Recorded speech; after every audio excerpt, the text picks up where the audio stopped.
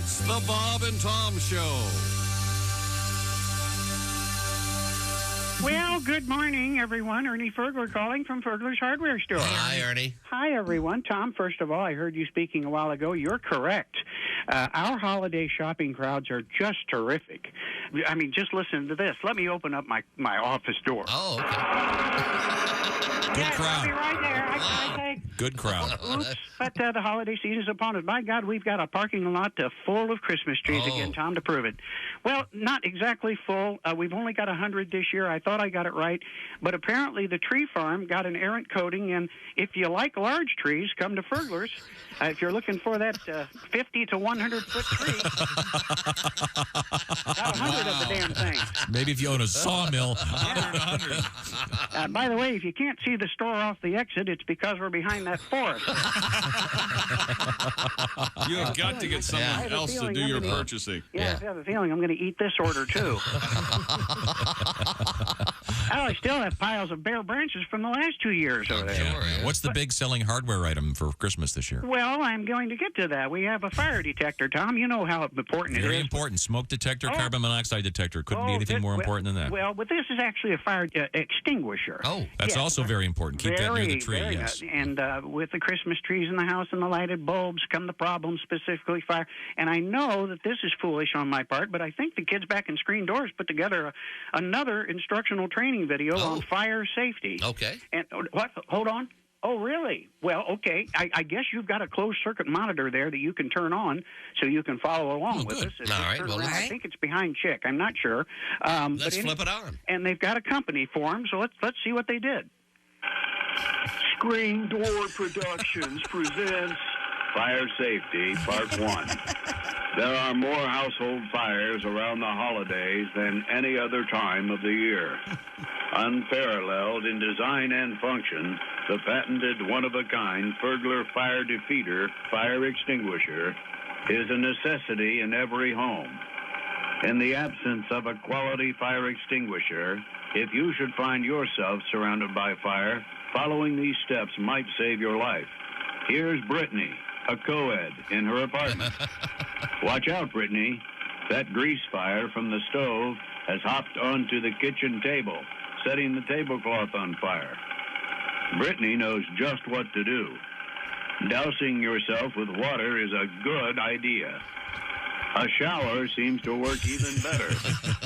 Brittany is soaking herself with flowing, warm water. Oh, yeah. Don't hog the shower, Brittany. Let Rachel in, too. Fire hates soapy, lathered up, creamy skin. The girls know that teamwork is needed here. That's right, all over. All right, that's enough. That's enough. That's enough. You two have cart corral duty the rest of the day. Oh, no. I have to go.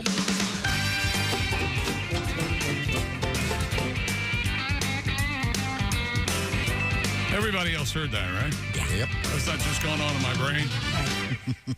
Okay. I've had a full day and I've been here a half hour. I don't know what's going on. It's the Bob and Tom Show.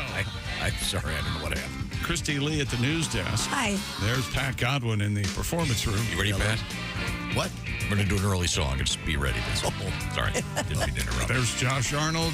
Hello. Ace Cosby. I'm Chick McGee, and here's Tom Griswold. A little bit of banjo in the intro this morning. How about that? Where that came from. Well, thank you very much. As we get ready for the holiday season. I can't not talk about this. It's just stupid, idiotic cold out right now. Check local listings, but where we are, it took me by surprise. I'm kind of pissed about it. There, I said it. I got it out. I don't care. Hurts the bones. It's been so long since it's been this cold. This happens every fall. I know it does, segues into winter. wiseacre, but I really, because at the compound, I walk the long hallways and the heated garage and Heated garage. Of course, Nice. you pre-start your car, and the first time it hits you is when you get to your destination. Now, do you pre-start the car while it's in the garage, thus I've done filling that, the house sure. with carbon monoxide? Then I call. Then I go through what I call the decision, whether I open the door or not. every morning. It's not going so great over at the compound right now, but it's going to get better. This is what people You'll are prevail. telling me. It's got to get better, right? We have stories. Yeah. We have some stuff in the news today that just makes me glow. I'm so excited about it. All right, I'll tell you this. Worst birthday of my life. Huh. Absolutely the worst. What happened? I'm so sorry to hear that. I can't go into it, but it's the worst ever. Oh, man. And there's nothing I can do about it other than maybe say this out on a live broadcast and see what happens, huh? How about that? Throw it out there in the universe. Should we do a mulligan? That was not your birthday. Oh, that's a good idea. We could do a cake and everything later this week. No. Okay, all right. I don't want to hear. Here's how bad it was. I don't want to hear the word birthday. I don't want to hear about other people's birthday. I'm sorry I brought it up. I'm just How did I know? Yeah, that's true. You did kind of bring it up. How did I know that it was the worst birthday you've ever had? Well, you should have known. He has the T-shirt on. I'm sorry. That's what Maybe a girl would say to you. I know. Yes. I think I'm using feminine logic. I don't think we can. I do. I know a guy. How can a guy fix his birthday? Well, I know a guy that knows. How about booze? I know a guy that knows a guy. No? Nope. It's not going to help. How about a hooker? Maybe that helps. Hooker. I would have preferred you use the word prostitute. Oh, the God. Guys. the guy that I know knows a guy that's Okay. hitman. I found about that last week. So, yeah, that compiled it. Never mind. I've said too much, and I know what my problem is. It's my fault. Want to hear some of the cool stuff we have coming up? Do you want a hug? No. If anybody touches me, I'm like Psycho in Stripes. Don't touch me. Okay. Even after the great story we had yesterday about touching? What great story about touching? Yeah, what great story was You that? remember that? No. Well, it involved the blue balls. Oh, yeah. On the beaches in the UK. In the UK. Some kind of a power station. They use these balls the size of, I guess, like softballs to somehow clean the power station pipes. Yeah, they're abrasive spheres is how they call them. And they washed up all over the shore. They apparently leaked out of this power plant. So Yeah. And then we learned about that great book, Blue Balls on the Beach by Sandy Handy. Oh, we got to come up with a better name than Sandy Handy. Oh, I like Sandy Handy. The implication being that on the beach, you see, I'll talk to you, Josh. You see, what was the one, Sand in My Crack? What was that? Well, Trails in the Sand by Peter Dragon. Oh, okay. There's your title. Wasn't Sandy Crack? There was some sitting on the beach or something. I wasn't sitting. I believe it was. I believe it was. See, Sandy's a lady. Okay. Well, we'll move on from there. Patty G. Yes, sir. Remember your assignment. A Christmas song every day. Oh, right. The 25 songs of Christmas. Yes. And Did we get one yesterday? Yeah, I stumbled all over Susie, the sober stripper. Well, that's right. Boy, we had a good time. Yeah, we did. And also today, something important. It's the birthday of the great singer and songwriter Randy Newman. Oh, boy. Well known. Wow, the hits just That keep helps. on coming, don't they? Oh, They do. Top 10 albums of all time. Good Old Boys by Randy Newman. Yeah. Top 10 of all time. He rocks all right. It's not a matter of rocking, it's a matter of genius on vinyl. And, of course, well known for the Toy Story theme, of course. And now there's a song. The song Short People. You got a friend in me. Yeah, the short people song. Yes, I'm very well aware of it. Very few geniuses running around in this world. He's one of them. But maybe you can do your Randy Newman tribute a little bit later today, Pat. Maybe. Sure, when the temperature of the room changes. Maybe we'll get that. Gets a little warmer in here. Yeah.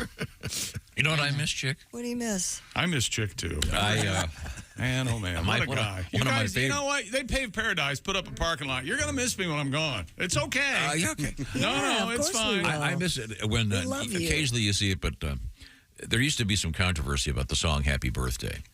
What? Yeah, What did I just say? That's the second time I've said that. He did say it. and you'll recall that the rights to the song "Happy Birthday" required restaurants to not use the song. Correct. So they would bring out a cake, and they would all have their own "Happy Birthday" songs. Yep. Which varied in quality, certainly. Mm-hmm. But I got a big kick out of the alternate versions. One at Chi-Chi's was always good. Does anybody remember that? Boy, Chi-Chi's. Yeah. That's before. Birthday, happy birthday. I just liked it. And at the end, they'd go, Olé! Olé! Because they're sure. Chi-Chi's. They had to throw that in. Chi-Chi's, the word authentic never really entered into the vocabulary. The Chi-Chi's chimichanga. I loved it. Did you like those, Ace? Seafood chimichanga. Yeah. We didn't have a Chi-Chi's where I grew up, so I'm not. Oh, they don't have any more anywhere, do they? No, they still have the products stuff are in the out there. store, products in the store. You can get salsa and cheese dip and I think chips. if I'm remembering this correctly, Chi-Chi's was founded by An NFL guy. NFL tight end Max McGee of the Green Bay Packers, who was drunk and didn't know he was going to start, and he caught 2 touchdown passes in the first or second Super Bowl. I don't, but his wife's name was Chi-Chi, and that's who he named the restaurant after. That's a cute story. Chi-Chi. If it's not the truth, I like the story. It's a great story. Well, it would have been a Chinese place if his wife had been named like Ping Pong or something. You know what? All of a sudden, and just like that, life's worth living. That's the name of one of the correspondents on NPR, Ping Pong. Look, we've got enough trouble. If you get fired, If you go down, we're screwed. Ping pong's a bad correspondent, always just back and forth. Yeah, of course.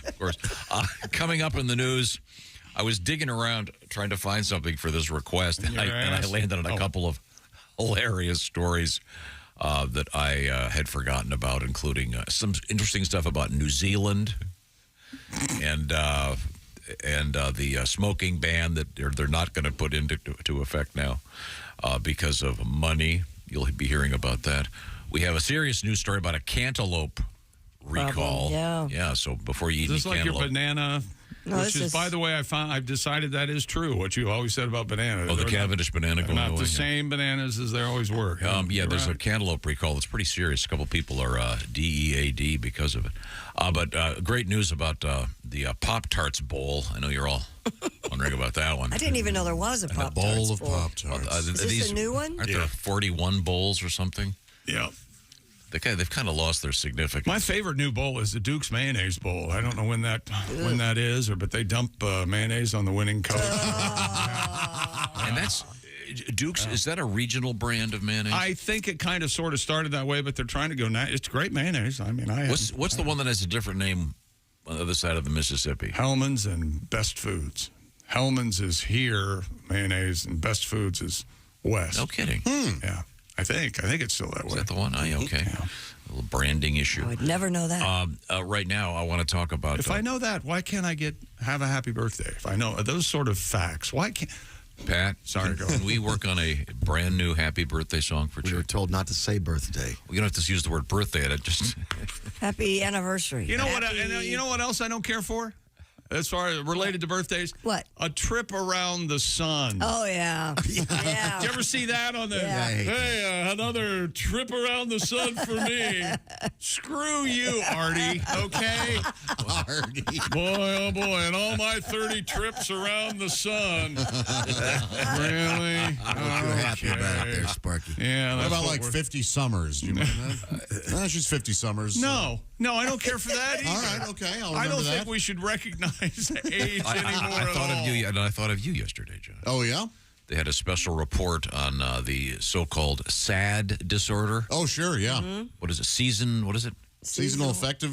I don't think it's. The only reason I don't think it's a thing is I think everyone has that. Yeah, Everybody it seems to be very widespread. Yes. I don't know if you can necessarily be diagnosed with it or not. I just don't like they're telling people, by the way, you're sad. And why don't they call it Jump? I just think they're kind of forcing the name in there. Jump? Never mind. Right now, I want to talk about something happy. How about knocking off something on that list of things for the holiday season, that gift? The pressure has already started.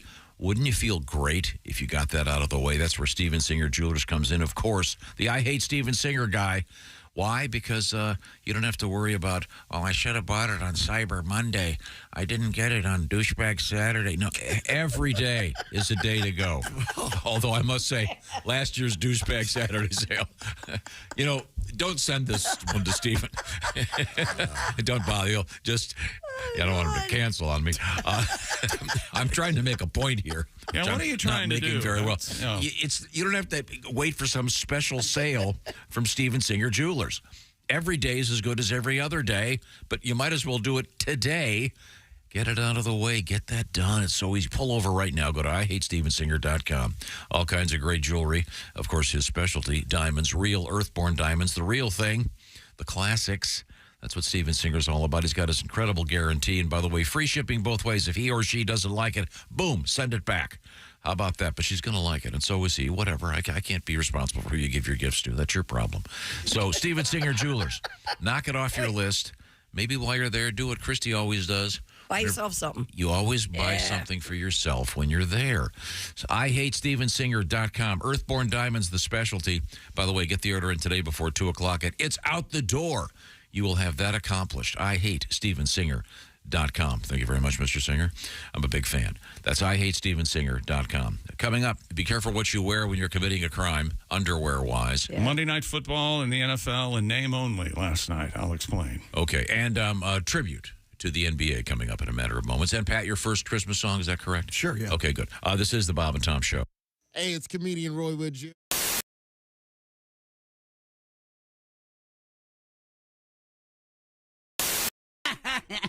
Hey, Bob and Tom Show USA.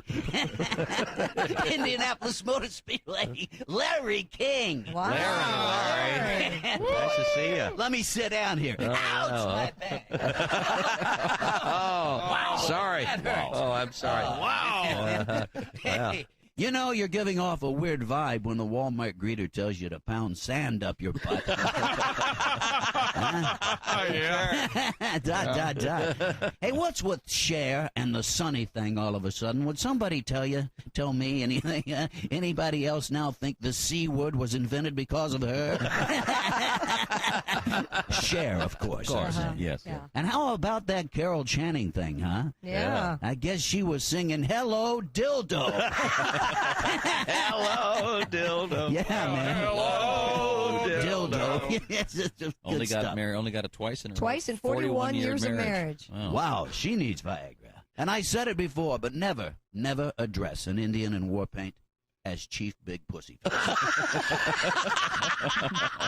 do it. Just don't do it. And finally, I gotta say, kids, it's been a stone gas being here, by the way. I gotta say, this body-piercing craze is getting out of control. You know, studs through the tongue, rings through the nose, eyebrows, the nipples, the belly button, and now a series of interlocking rings and hoops through my schwanz. Oh, did I say my schwanz? Oh, somebody stop me. You know how embarrassing it is to go through the metal detector? I'm sure. Larry King, you've got a solid nickel's worth, kids. Thanks. I'm out. Peace out. Peace out, Larry. I got to catch a plane. Thanks very much, Larry. Hey, it's Josh, and of course... Hi, Chick McGee, everybody. Your chance to win a Mini Max Big Green Egg for Bob and Tom at Big Green Egg. Each week, someone will win a Mini Max Big Green Egg. It's the Bob and Tom Show Pig Skin Pick'em, powered by the Big Green Egg. Go to bobandtom.com/contest on the computer. Oh, is that where you go? Are we eligible?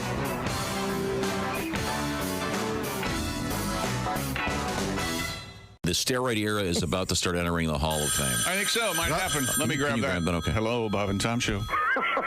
Hey, gang, it's Babe Ruth. Hey, the Bambino, the Sultan of SWAT, here in the Hall of Fame, right? Sure is. Yeah, sure, Dad. You know, we don't get the best reception up here in heaven, so let me get this right, Dad. I heard we got a pudgy old bag named Raines headed to Cooperstown. Three, well, never mind. Why bother? Yes, you're Hey, correct. they've lowered their standards. I knew it was bad when Cobb didn't go to bed for the last 2 days and still washed his sheets.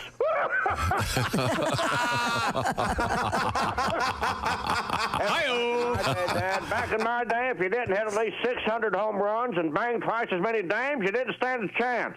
And how? Now they got these steroids we hear about. Hell, all we had was yellow fever, polio, and warts. And that's just what they put in the hot dogs, Dad. Hey, listen, the train's leaving. We got gigawater and a box of stogies. I'll see you in Cooperstown. Woo!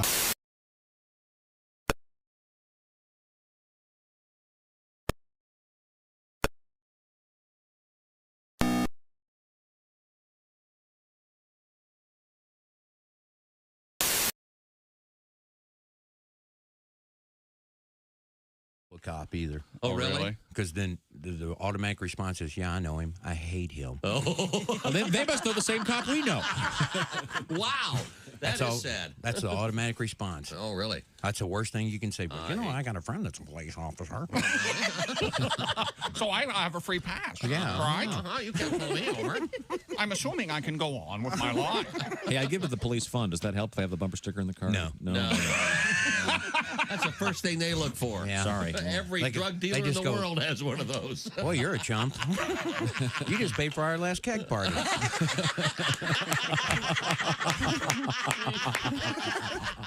Good morning, sunshine. Bob and Tom Radio. Oh, yeah. And the sign said anybody caught trespassing will be shot on sight.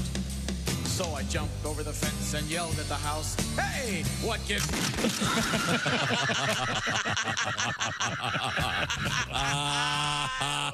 This magician's on stage, and he invites this guy from the audience and gives him a sledgehammer. The magician says, "I want you to hit me in the temple as hard as you can with a sledgehammer." Guy goes, "All right." So the magician lays his head down on his block of wood, and this guy hauls back. Bam! Pops this guy in the temple. 10 years later, the magician wakes up out of a coma in the hospital and goes, "Ta-da!"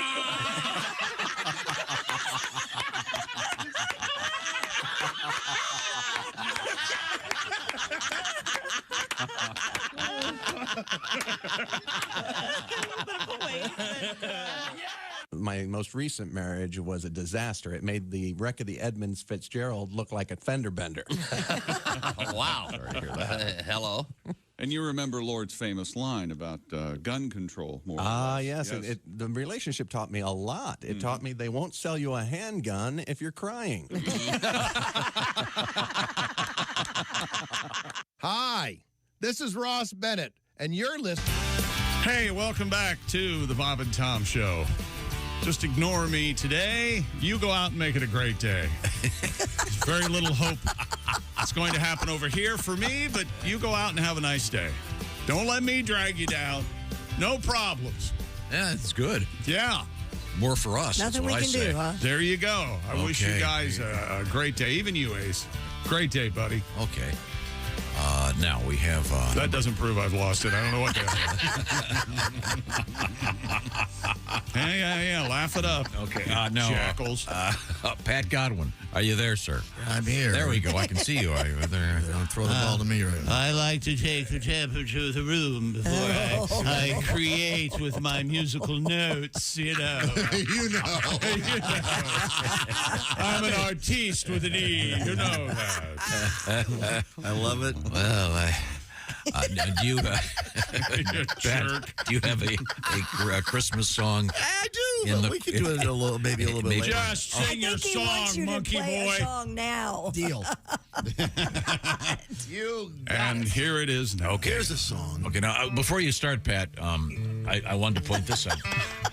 Mr. Godwin is going to be visiting. Love is the can play that. Love is the opening door. There we go. Elton John. It'll be the Funny Farm. The words I have to say. Youngstown, Ohio Funny Farm. This Friday and Saturday at their various locations. Get the details at the Funny Farm. Do they have a website or something? How am I supposed to? FunnyFarmComedyClub.com. Oh, there we go. Okay, Youngstown, Ohio. When you give the Funny your Farm. love. Okay. Nothing more than you can do. It's beautiful, Tom. Oh, it's a beautiful song. I'm not familiar with that. Love is the opening door. Ready? Yeah. This is a Love is the opening door. Love is what we came here for. Don't you look my back door. See, real Stay away from my back door.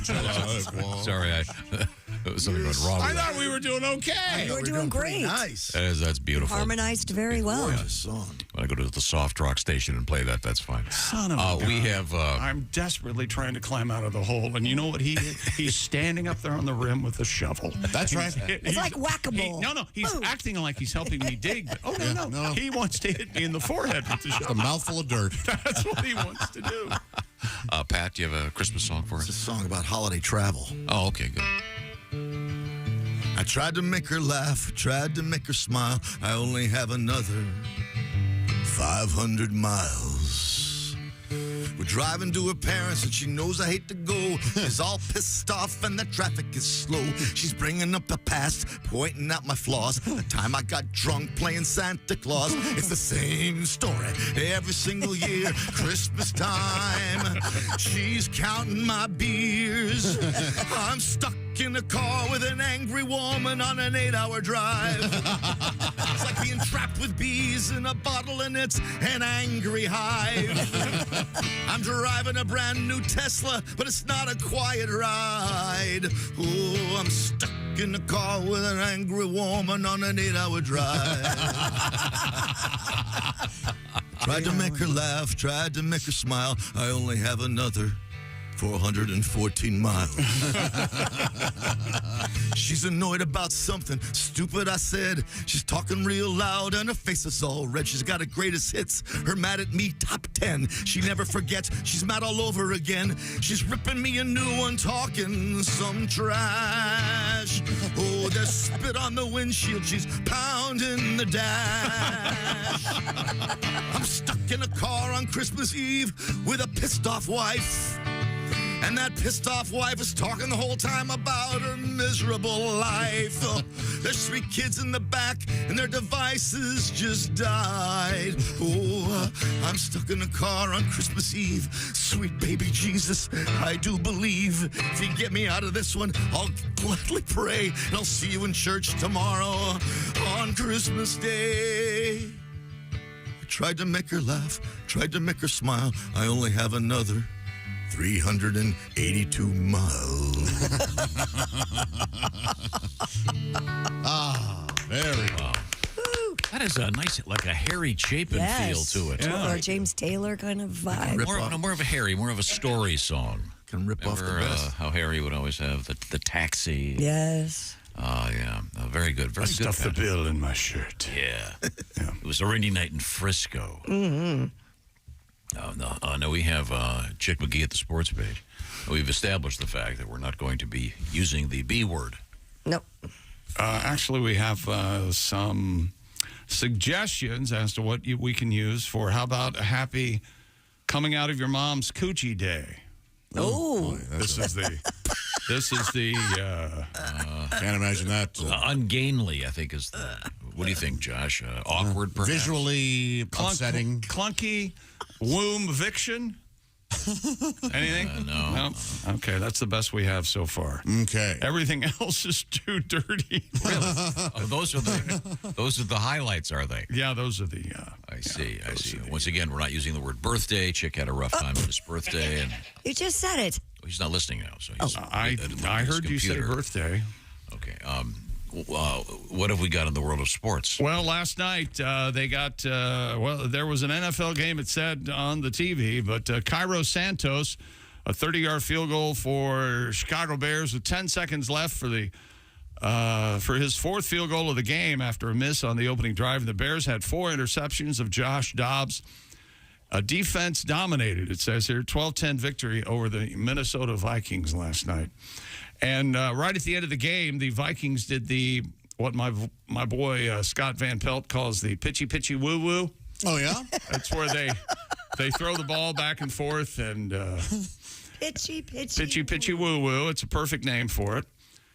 And I think this is what it sounded like. Joe Buck and Troy Aikman on the ESPN broadcast last night. And underneath, here we go. Osborne makes the initial catch, and that ball's out. Madison laterals. Osborne back in control. Dobbs has got it. This looks like a forward pass, and an illegal forward pass at that, but we're going to keep playing. Yeah, this is entertaining. It's not going to count, but keep it rolling. And if only they would have played the Benny Hill music right there at the end. They were discussing that as far as razzle dazzle is really the. No, it's not a razzle. A razzle dazzle is a set play. Pitchy woo woo for that is the end of the game. Oh, I see. Where they throw it back and forth. That's the funniest thing I've heard. Pitchy woo woo. Yeah, because that's what they're doing. They pitch and they pitch back and forth. Little boys playing a little boy's game. Pitchy, pitchy, woo, woo. Boy, how dare you? She's trying. She doesn't get it. No, she doesn't get it at all. Mom, she doesn't get it. So what you're saying was it was a bad game. It was a horrible game, yeah, is what they're saying. And they're also climbing off of Tom Brady. Remember over the weekend he said that the NFL is down in quality. Players aren't as good as they were.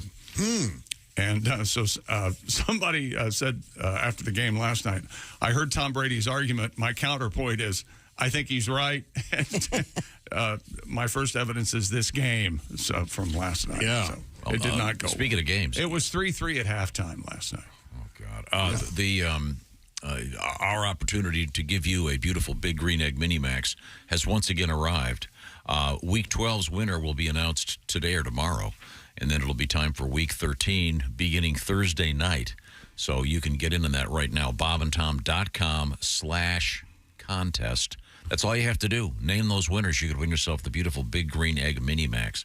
Once again, bobandtom.com/contest. Just pick the winners. Don't worry about the spread. Have some fun. And you could be like Scott Spitznagel. He won Week 11. We'll once again find out Week 12's winner today or tomorrow. What else is happening in sports? Well, Frank Reich, head coach of the Carolina Panthers, fired yesterday after just an 11-game run. He was 1-10. He had the number one pick in the NFL draft, Bryce Young, and apparently it wasn't going as well as owner of the Panthers, David Tepper, thought it should. So he was dismissed. It's the shortest tenure for an NFL head coach in 45 years. Ooh. Even the now famous Urban Meyer experiment in Jacksonville from a couple seasons ago, he lasted 13 games. So this is the second one for Mr. Reich. Yeah, it is. Wow, what if there'll be a third Reich? There could be. There you go. Tends to blitz a lot. Does he? Thank you for the tag. A lot of blitzing going on there. Whole lot of blitzing going on. Did they call it that when they play in Germany? Are they told, hey, look, would you mind avoiding that? Sorry. Well, yeah, I thought we'd get back in the Christmas spirit. Oh, good. Pat, that new song of yours is fantastic. Thank you very much. I thought we'd play one of the Christmas classics to get you in the holiday spirit. This is Mr. Haywood Banks. Oh, I just got a message from old Saint Nick way up in Christmas land. And he says the toys for good girls and boys are being made as planned. There's a truck for little Billy and a dolly for Molly dear. But you ain't getting diddly squat because you're really screwed up this year.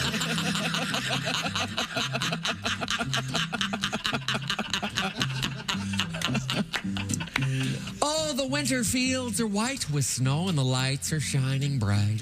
And the wee little heads tucked up in beds dream of sugar plums this night. You may dream of big red apples and candy canes so near, but you ain't getting diddly squat because you're really screwed up this year. When your mother asked you to wash the dishes, why you said no, no, no. And you would not pick up your socks, so it's que sera, dog face, ho.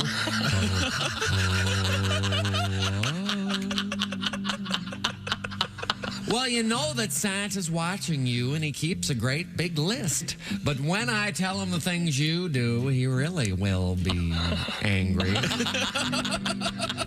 So when you try to sit upon his knee, he'll knock you on your ear. Cause you ain't getting diddly squat, cause you're really screwed up this year. No, you ain't getting diddly squat.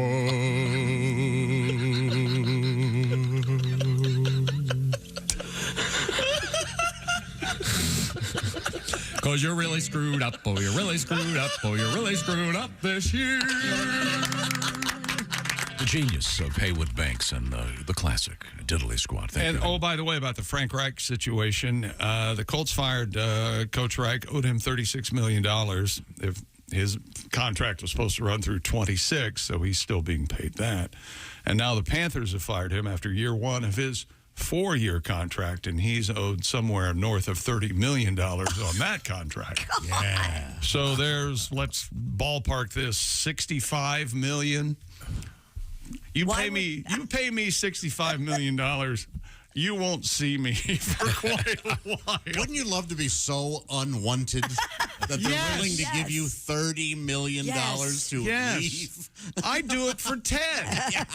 Give me 10 million and I'll go away. Yeah, this is sending the wrong message. Sure to is. Everybody out there. I don't agree with It's this. like you see the same thing in sometimes these big corporations. Well, he's driven the stock price down to nothing. Here's $50 million for him to go away. Yeah. Okay. And is there a place these people will go? Frank Reich? Probably not now, no. Maybe a coordinator a couple years, but not... But, I mean, do they go to Hawaii and live on the beach? Or? I think the reason he wanted to go to Carolina was his brother, Frank Reich's brother, worked in somewhere there in the area. And Maybe he can hire him now. He's got all that money. But you know what the rumor is, if you follow me the way I'm drifting, is that with Frank Reich fired, first of all, Greg Olson, former tight end for the Panthers, he wants to be considered for the head coaching job. Okay. He's on the #1 broadcast team on Fox right now. And also Jeff Saturday has big-time ties to North Carolina. I think that's where he went to school. Jeff Saturday would like to be considered as head coach of the Panthers. So there you go. That's all the rumors right now. Okay. I'd also like to put a rumor to rest. I am not available to be head coach of the Panthers. I don't even want to be considered. Okay. I will take $3 million to take my name out of the running. Down to 3. If you'd like to do that. Now 3 for full retirement, would that be? Yeah. sufficient? You won't hear from me again. Odds are no. You won't hear from me. Okay. All right. Now, will Frank get a gig as a broadcaster, do you think? I have no idea what he would do. People seem to be falling up in the world these days. Like I said, maybe a coordinator, offensive coordinator. Okay. He seems to be a quarterback whisperer, or was there at some point, but apparently that's not the case now. Can you give me the teaser in sports? Well, we've got the Lakers, the worst loss of their lives. LeBron James has never lost by this much ever. Oh, from last night. Purdue Boilermakers are back on top. The AP Top 25 men's basketball poll. And Mike Elko introduced yesterday as head coach of the Aggies, Texas A&M. There's another coach who's been being paid. Mm-hmm. And there you go. What are they paying that guy? $70 million or something? What was whoever they dismissed? Jimbo Fisher, $75 million. God, not to be the coach. Yeah. Well, and if you want to really talk about this, Tom Green, head coach of the Indiana Hoosiers football team, he was fired, and I bet there's and reports are that today there's some of his athletes that he wanted to, play for him. Now that he's been fired, they're all entering what they call the transfer portal in college football now. So they can Tom Allen. Tom Allen. Who'd I say? Green. Yeah, Tom Green. Comedian, very fun. Good he would be a great coach. Yeah, he would. He'd be a lot of fun He'd be to a good work fit in with. Carolina. Yeah. Tom Allen. So his players are entering what they call the transfer portal. So we'll see what happens with Indiana football. That's not like a sci-fi thing. It does. Yeah, it does. Yeah. Enter the transfer. Doctor Who, yeah. The Stargate. Yes. Open the portal. Open the portal to good sleep. That's what I want to talk about real quick here. The Sleep Number bed. Yummy. I missed mine over the last weekend. But now I have a Sleep Number bed. Christy, you have one. Yes, I do. And then there's something called the Sleep Number. The Sleep Number itself is the firmness level. Yours is what again? 35 because I like a soft mattress. I see. In contrast, Mr. McGee, your choice of 100. I like the most firm setting, Tom. The Sleep Number of 100. What does that mean? It's a firmer mattress, but it also means that with the Sleep Number bed, it is adjustable. They have perfected the adjustable mattress. They've got it down. You get on that mattress and you have it your way. Either side of the bed has its own setting. So over there, she's got hers, I've got mine. Everybody's happy. They could have named it the Everybody's Happy Bed, but they chose to call it the Sleep Number Bed because the Everybody's Happy Bed sounds sort of silly, doesn't it? But it's a great idea. They've got it down. You can get it down, too. Here's a little side note. Yeah? J.D. Power now ranks Sleep Number #1 in customer satisfaction with mattresses purchased in store. How about that? Under the one I moved, the Sleep Number folks came over and they helped me out. They got it completely tweaked and ready to rock once again. And by the way, Sleep Number is celebrating, let's just call it Cyber Week. The all-new Queen Sleep Number C2 Smart Bed, $880. That is the lowest price ever A new price on a great product. By the way, free home delivery when you add a base. This offer ends coming up next Monday, so you've got a week to think about it. I would get it done today. For J.D. Power 2023 award information, go to jdpower.com/awards. They're serious. It's serious business.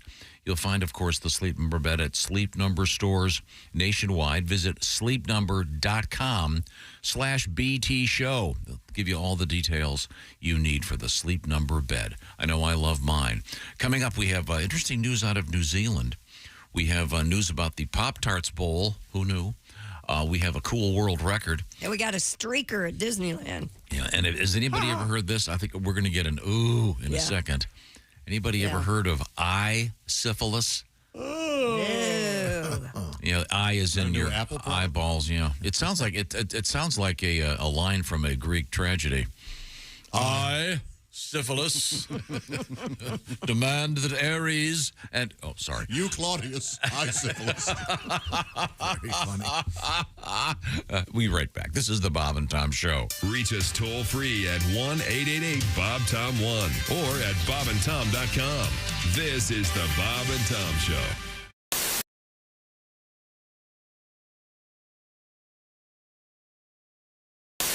Story out of Japan. You about a product that they sell. They're called panty scrunchies. Right. Here's the story.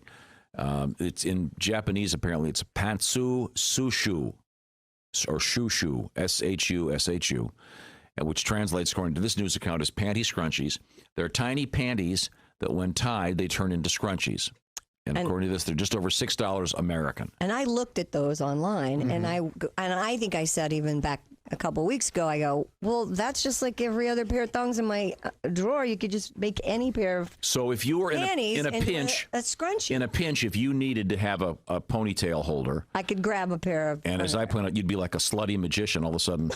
You know, just a second, honey, I'm going to get a ponytail. You reach between your legs. Woof. Ta-da! You're the slutty magician. And these panties are very large, though. Yeah, these are bigger No, these are not your panties. Can these I see them? are mine, actually. These are yours? Yes. Are they? They have look you sexy. worn They those? look good. I have never worn those. Well, these would fall off. Yeah, they're one size fits all. Well, they Thongs don't look come that- one size fits all. They a lot. do? Yeah, they do. Unfortunately. Where do the legs go? These are confusing me. That's- Oh, I see. Oh, I got it. Whoopsie. I got Yep. it. There we Never go. seen a pair? What's going Not on? like this. Not at this angle. Oh, I like those. They're very nice, aren't Yeah, they? yeah, they're quite comfortable, actually. Josh, these might fit you. These are quite roomy. Well, hey, set yourself up for that one, pal, didn't you? You want to try them on after I'm done putting them in sure, my hair? I'm All right. game. You can You can have them if now, you'd you like. could make these into a jaunty beret. eBay, here I Now go. you're handing out panties to guests?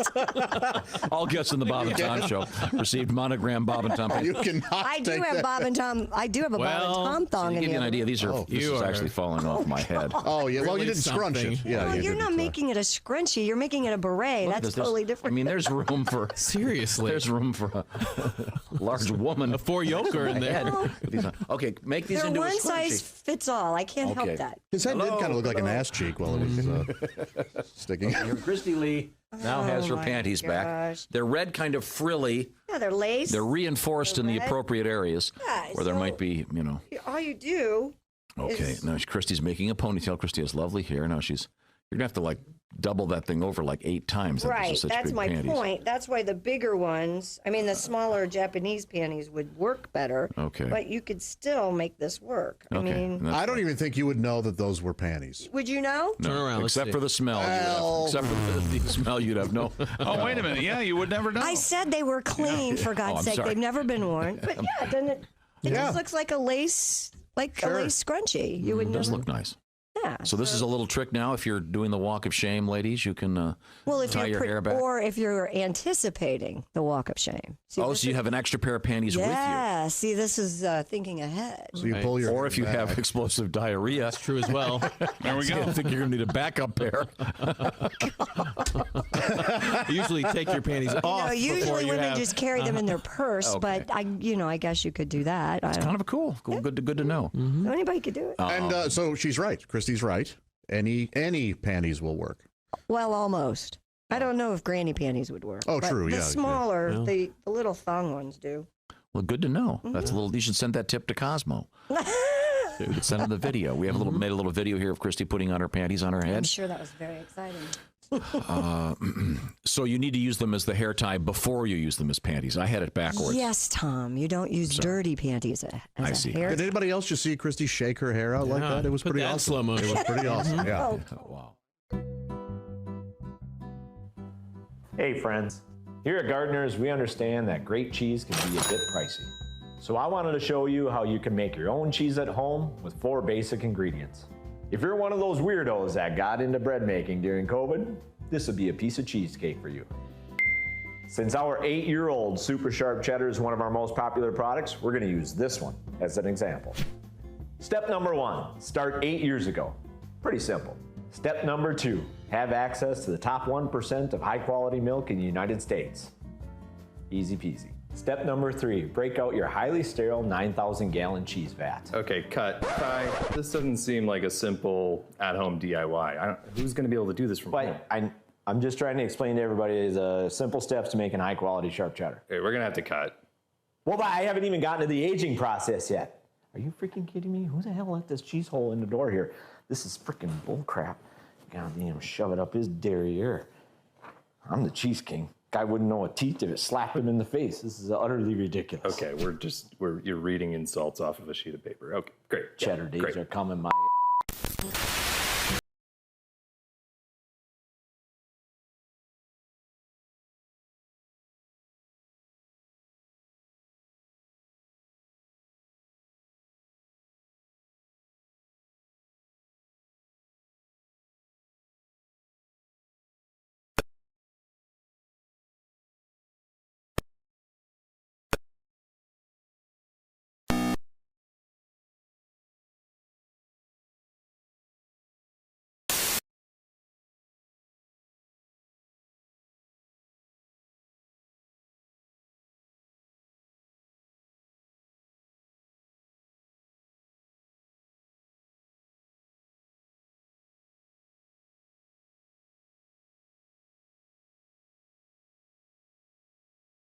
Sons.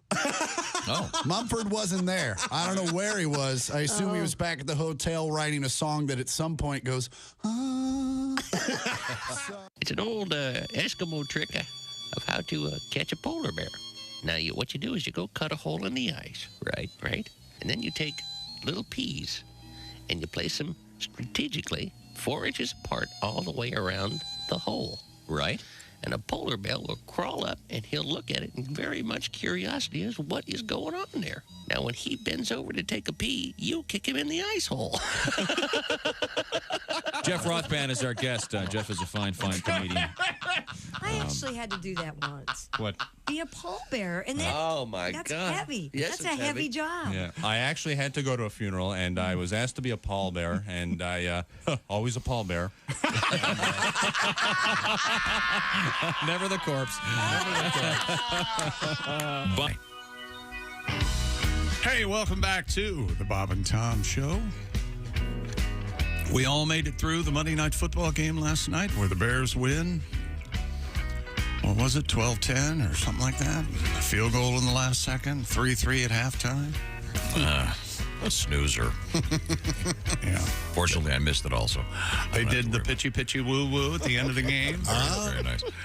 Very good. I think I have the Benny Hill reference now if you'd like to hear it. You can explain what you're talking about? This is Joe Buck and Troy Aikman at the end of the Monday Night Football game last night as the Vikings tried to make something happen. They're down by 2, and obviously if they score a touchdown, they'd win the game. But they're they have to get the ball all the way downfield, so they do we've all seen it, the pitchy woo-woo, where you throw it back and forth. Scott Van Pelt has made this famous, but here's what it sounded like. And underneath, here we go. Osborne makes the initial catch, and that ball's out. Madison laterals. Osborne back in control. Dobbs has got it. You've seen this, right? Sure. Yeah. This looks like a forward pass. And an illegal forward pass at that, but we're going to keep playing. We're going to keep playing. It's not going to count, but keep it rolling. And with the Benny Hill music playing in the background, this game is over, thankfully. Thankfully. There you go, Tom. Even the announcers. I think that it was boring. Okay. What else is happening in sports? Oh, that's a great question. Joel Embiid had 30 points, 11 rebounds, 11 assists. The Sixers beat LeBron James and the Lakers by the biggest deficit during LeBron James's career, 138-94. Yes, that's right. 44 points between the Sixers and the Lakers. And I don't think LeBron had a rebound last night for the first time in his life. I don't know what was going on. Maybe it was just, maybe he was bummed out. Karma for Space Jam 2. Maybe, you're anti-Space Jam 2. Are there anybody out there who just loves Space Jam 2? Willie liked Space Jam 2 a lot. Over the first one, right? I don't know about that, but yeah, he liked it. You know how there are always little factions of things like that when a story like this comes. Well, the second one was better, Right. Then you start these. Really? Yeah. Yeah. Never seen Paddington 2. that? Which one? Paddington 2, of course. Oh. Yeah. I'll back you up on that one. Paddington 2 is better than the first Paddington. They're both great, though. I've never seen Paddington 2. You haven't? Even though Paddington 3 is on the way. Yeah, I haven't seen any of them. Paddington 2 is great. Genius, they should have given an Academy Award to Hugh Grant. Yeah, Hugh Grant was He's wonderful. so brilliant in that. I will tell you this, and I don't know why this is happening to me. I could say that about any part of my life, but I don't know why this specifically is happening. I've seen the previews to Timothy Chalamet's Willy Wonka, and I've never been more excited for a movie. Oh my gosh! Wasn't Hugh Grant like a yes, Oompa Loompa or and something? Hugh Grant is an Oompa Loompa, and I can't. I've watched the trailer 30 times. Oh, I geez. can't. Yeah, I can't get it. There's a speech he gives about Willie goes, "You're an odd little man." He goes, "I'll have you know, I'm a wonderful size for exactly who I am," or something. It's amazing. I can't wait for this. When is that coming out? Christmas time, right? Okay. Yeah, I think Look it forward to might that. be Christmas Day. Yeah. Remember they used to do that, Christmas Day movies? Remember that? The good old days. Yeah, and you're getting your wish. The superhero movies, they're losing. The latest one, the Marvels, it did not do very well at the box office. Apparently didn't do too. Gee, you think? Yeah, there we go. A little tired of those, a little boring. To some. I'm glad that there are people out there making money with them, and I just wish they wouldn't have to drive around and be in traffic in front of me. Fair enough. Fair enough. assessment. Batman 80. And now the same story again. Purdue back on top. The AP Top 25 men's college basketball poll after its run at the Maui Invitational. The Boilers beat 3 teams ranked among the top 11. They replaced preseason number 1 Kansas, which dropped to 5. Owie. Who's that? What is that? Little deer hunter. What are you doing over there? Christopher Walken. Oh, the Russian roulette scene. Yeah. Sure. They're not saying Maui, really. Is that a Christmas movie? Talk about... They debate. Yeah. Now the Die Hard's been put to bed. They're going with Deer. Is Deer Hunter a Christmas movie? Well, they do this... More of a wedding movie, really. They do this on the socials.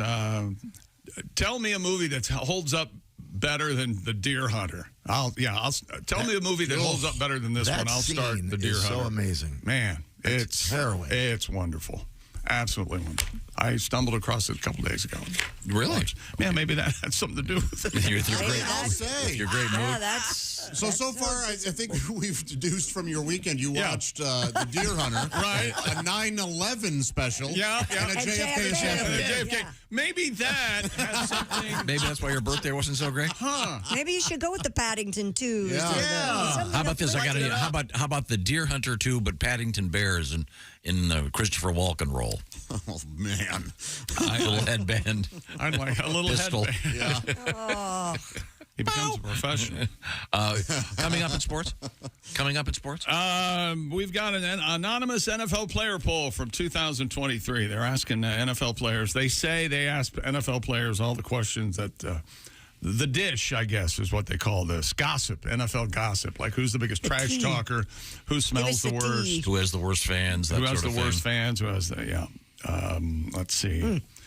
What the Poll of 85 NFL players. What do they really think? 85? Well, big selection there. Well, how many players? That's a pretty big sample. Oh, How many players are in the NFL? 54 official roster, 32, the 150 you've seen the way I've drifted, and then Go ahead, what do you got? the taxi squad and 158, 13. Look, I had to do math homework last night with a 11-year-old. I'm out. That's not what you told me. You had to diagram sentences, and that was the English homework. I love that. You like diagramming sentences? I always like that too. That's really the biggest enjoyed waste of time. If you want to discourage kids from ever reading, make them find out what a predicate is and then diagram a sentence. Object of preposition. Total waste of time. Object. Hated it. those things. Conjunction. I got every one wrong. Conjunction, junction. Oh, no wonder you didn't like What's the predicate in this sentence? I don't care. It's meaningless and you'll never need it. What is a predicate? I don't even remember. When your it's little a waste of time for kids. daughter tells you got to go to school because she said the exact same thing to her English teacher, what are you going to tell them when you get there? You're going to tell them the exact same thing? Yeah. They're wasting their time. It's like teaching kids how to write script. Oh, God, don't go there. Oh, yeah, he's against completely pointless. Why don't you teach them how to repair typewriters? Coming up, we have more sunshine in the news. This is the Bob and Tom Show. Add to or continue the conversation. Check out the Bob and Tom Show on Facebook.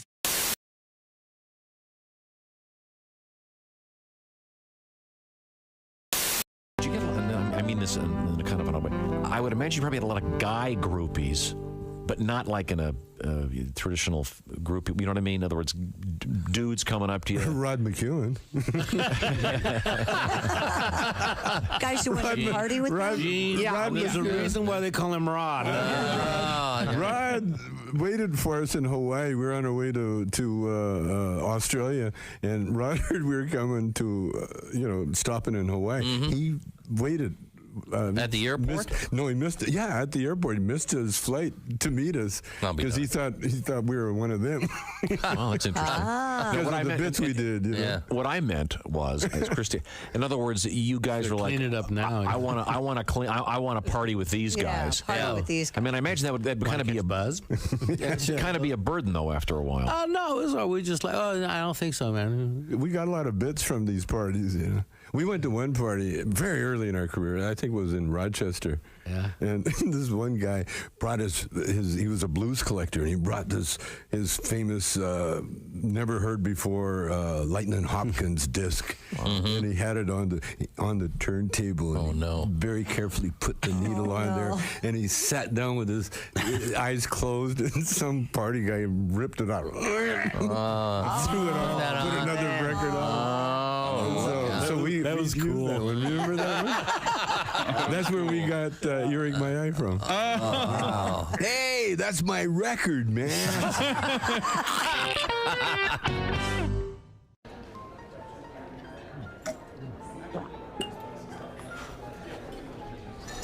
You took my breath away from the moment I first saw you.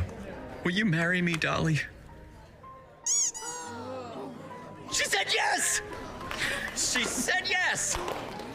It's not a real person. It's not a real diamond.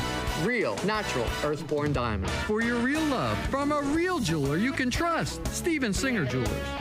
With us in the studio now, two comedians. We are joined by Jimmy Pardo.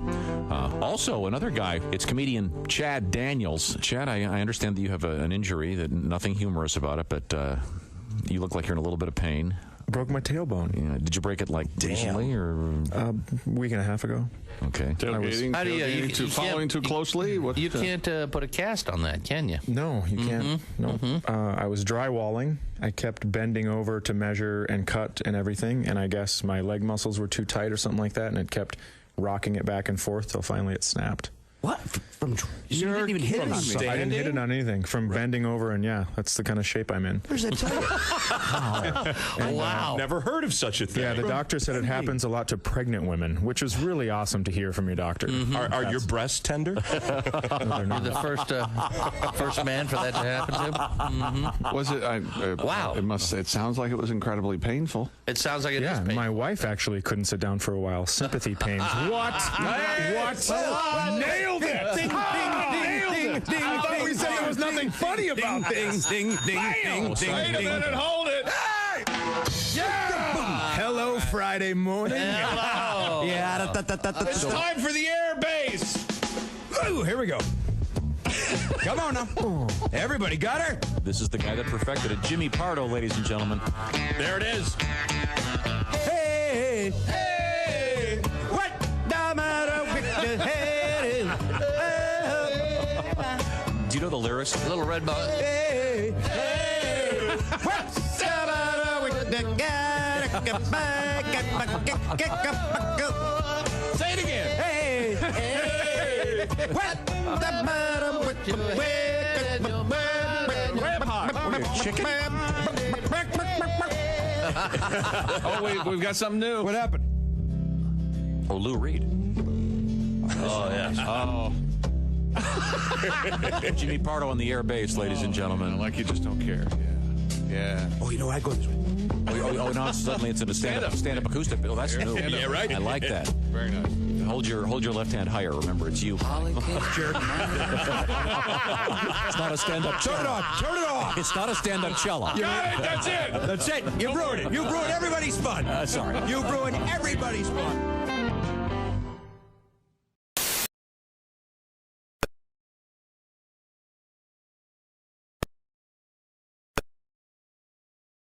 It's me, remember me? Hey, I was looking at some old pictures of, that time back in Tuscaloosa when, I'm sure you remember. I'll call me. From Bob and Tom Pictures, Christy Lee stars in The X-Men. Hey, Christy, it's your favorite drummer. I'm in town playing for a new band called Saber. Call me. Hey, Christy, it's me, Donnie Baker. Hey, I was cleaning out the boat, and I found a pair of your, anyways, I think they're yours. Can we try it again, man? I got the motor fixed. I swear to God it works better. You ain't gonna have to row or nothing this time. On my pager. Christy Lee's X-Men, now showing every other weekend and Wednesdays if she's not too busy. Hi, this is Rodney Carrington, and you are listening to Bob and Tom Radio. Jimmy Schubert is our guest. But I prefer mobile food myself. I prefer food that's had the make in the world just like I have. I mean, if I'm going to eat food, I prefer food that doesn't come from the ground. Because vegetables, they suck the nutrients from the mud. Mm-hmm. Would you eat mud? No. Then why eat the middleman? God made animals slow enough to catch. He obviously intended for us to eat them. Besides that, what's the fun in hunting a vegetable? Any more I can sneak up on a carrot. Some of that stuff's not even food. Celery, that's not food. That's like dental floss trapped inside of carbohydrates. I was reading about celery. There's 4 calories in a stick of celery. 4. Takes your body 6 calories to process. Mm-hmm. A stalk of celery. You could kill yourself eating celery. That's not food. That's slow suicide. And Jesus said, take this bread and eat it. It is my body. And the disciples said, Jesus, we're all on low-carb diet. We appreciate you dying for our sins, but we're all trying to slim down a little. We want to look good in the painting. Hey, don't say we didn't warn you. There's laughter ahead. You guys want to grab lunch? We can't go anymore. Holy That's a cow. good day's work, everybody. This is Bob and Show coming up. Hey, welcome back to the Bob and Tom Show. At the news desk, it's Christy Lee. Hello. There's Pat Godwin in the performance room. Hey, Chick. There's Josh Arnold. Hi, everybody. There's Ace Cosby. Howdy. I'm Chick McGee, and here's Tom Griswold. Hello, Tom. Oh, thank you very much. We're going to check back in with Chick McGee at the sports desk in a matter of moments. In fact, we'll do it right now. I've got a computer issue I got to deal with. All right, sir. A new anonymous survey of NFL players conducted by The Athletic reveals what some of the NFL stars really think. Oh. As they say, this is the dish. About like Swift and Kels, or what are we talking about here? What do they really think Oh, about yeah, that? spilling the tea on the... Trav and Tay. Yeah. Oh, yeah, that's what they call it. Spilling the tea. Yeah. The poll of 85 players finds that Kansas City Chiefs quarterback and 2-time MVP Patrick Mahomes, Yeah. my man, the runaway winner, is the best player in the game today. Los Angeles Rams defensive tackle Aaron Donald earned runner-up honors. Best player. Eagles and Cowboys fans vastly unpopular with players. Taking about 25% of the votes for the most annoying fan base. Oh. It's between the Eagles and or the Cowboys. Okay. Are you surprised by that? Not at all. Yeah. Everybody in NFC East says you don't go to Philadelphia. Just don't go. We know better. Yes. One player said of Eagles fans, they're just loud, rude, and obnoxious. They just swear they're the biggest football geniuses on earth. How do you feel about that, Patty? Well, it's not off the mark. Yeah. I mean, we're horrible fans. Very aggressive, passionate, loud, annoying, drunk. Not the place where they have to violent. They have to grease. What is it? They grease the light poles so people can't climb up them. People can't climb. Okay. A player picked the Cowboys as the worst fan base, saying they usually think they should win the Super Bowl every year. Well, they absolutely say they should win the Super Bowl every year. That's a given. How long has it been? They have not, mid-90s, 93, 94, 95, along in there. I can't, it's been 25 years since they've been in the playoffs. No, last season a couple of years they made the playoffs. Oh, the NFC Championship game is. See, this is the Cowboys. This is their where they start from. If they don't make the NFC Championship game, they don't consider. If they make the playoffs, I don't want to hear about that. See, yes, that's not. They're like Braves fans. They don't care. Oh, yeah. Playoffs, that's entitled. That's what they are, entitled. The Jets chant. Do you guys know what the Jets chant is? I don't. Jets. Jets, Jets. Yeah, and it's used to be a fireman who would led the cheer. I'm not sure what. I apologize. I forget his name. He might have come. He might have started it. But one player said that chant. That chant. Yeah. I was trying to say the Jets and the chant. Boy, lucky you. Lucky you.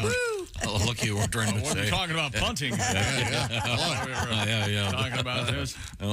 Who could have been really bad? He said the Jets Carolina and punting. Least favorite fan base because of the Jets chant. One player said Buffalo is the worst fans. They'll be mooning folks, and it's like, why y'all showing your ass? It's freezing. You got to do it. That's a gesture of desperation, right? And the Detroit Lions safety C.J. Gardner-Johnson is the biggest trash talker in the league, evidently. You ever talk trash, Tom? When you were across country? Yeah. As soon as I get up there. Hey, slow down, you pussy. What are you running for? Jalen Ramsey. I'm done puking. I'm going to be right in your face. Hey, diarrhea pants. Slow down. And speaking of football, here it comes. College football. Can we interrupt? Sure. Speaking of Detroit. Yes. You just mentioned the Detroit Lions. The Detroit Pistons are having a sad season. 2-15, I think. Aww. Yeah. Not good. Not good at all. No. Not good. Didn't they just lose? Haven't they lost 14 in a row? 14 or 15 in a row. They lost that one last night. So I thought, in honor of the Pistons, we'd play there. There's still people that are big fans. That's what fans do. And I thought we would feature this very short song. You can sing along if you want from Tim Cavanaugh. The Detroit Pistons, former champs of basketball. I have so many souvenirs, it's hard to list them all. I have piston pants, I have piston shorts, I have piston beer mugs, sometimes people don't even notice. I have piston ashtrays, I have piston shoes, I have piston basketballs, when I dribble they do too. Thank you very much. The great Tim Cavanaugh. Oh, that is such a terrific song. Short, sweet, to the point. And this email just in from Jared, an Air Force veteran. Hi, Jared. Jared said, my daughter, Isabel, is a senior this year at Henley High School in Klamath Falls, Oregon, and my son, Ethan, is a freshman. Henley Hornets football team went 13-0. Holy cow. Clinching the state championship. They've not done that since 1982. They beat Marist Caldera. Sounds like a witch's school, doesn't it? Yeah. Yes. The Volcanoes? They'd have to be the Volcanoes, right? The Caldera? That high school's in Bend, Oregon. I sent this to you, Chick, because I didn't think Tom would read it. And maybe Pat could sing a little song for the high school football champions. from Klamath Falls. Did you give him a copy of that to review? For Henley High? For Henley High. Let's give it a shot. All right, let's do that. You can't beat that Henley High. 13-0 makes the other teams cry. Isabel's a senior. Ethan's the guy. That's right. That's the son who says you can't beat that Henley High. No, you can't beat that Henley High. Aww. There you go. Thank you very much. You're welcome. It's lovely. Nice little tribute. We did that for free. Should have cameoed that. We got $75. Side note here, I was told you were aware of that letter. That's why I did that. No.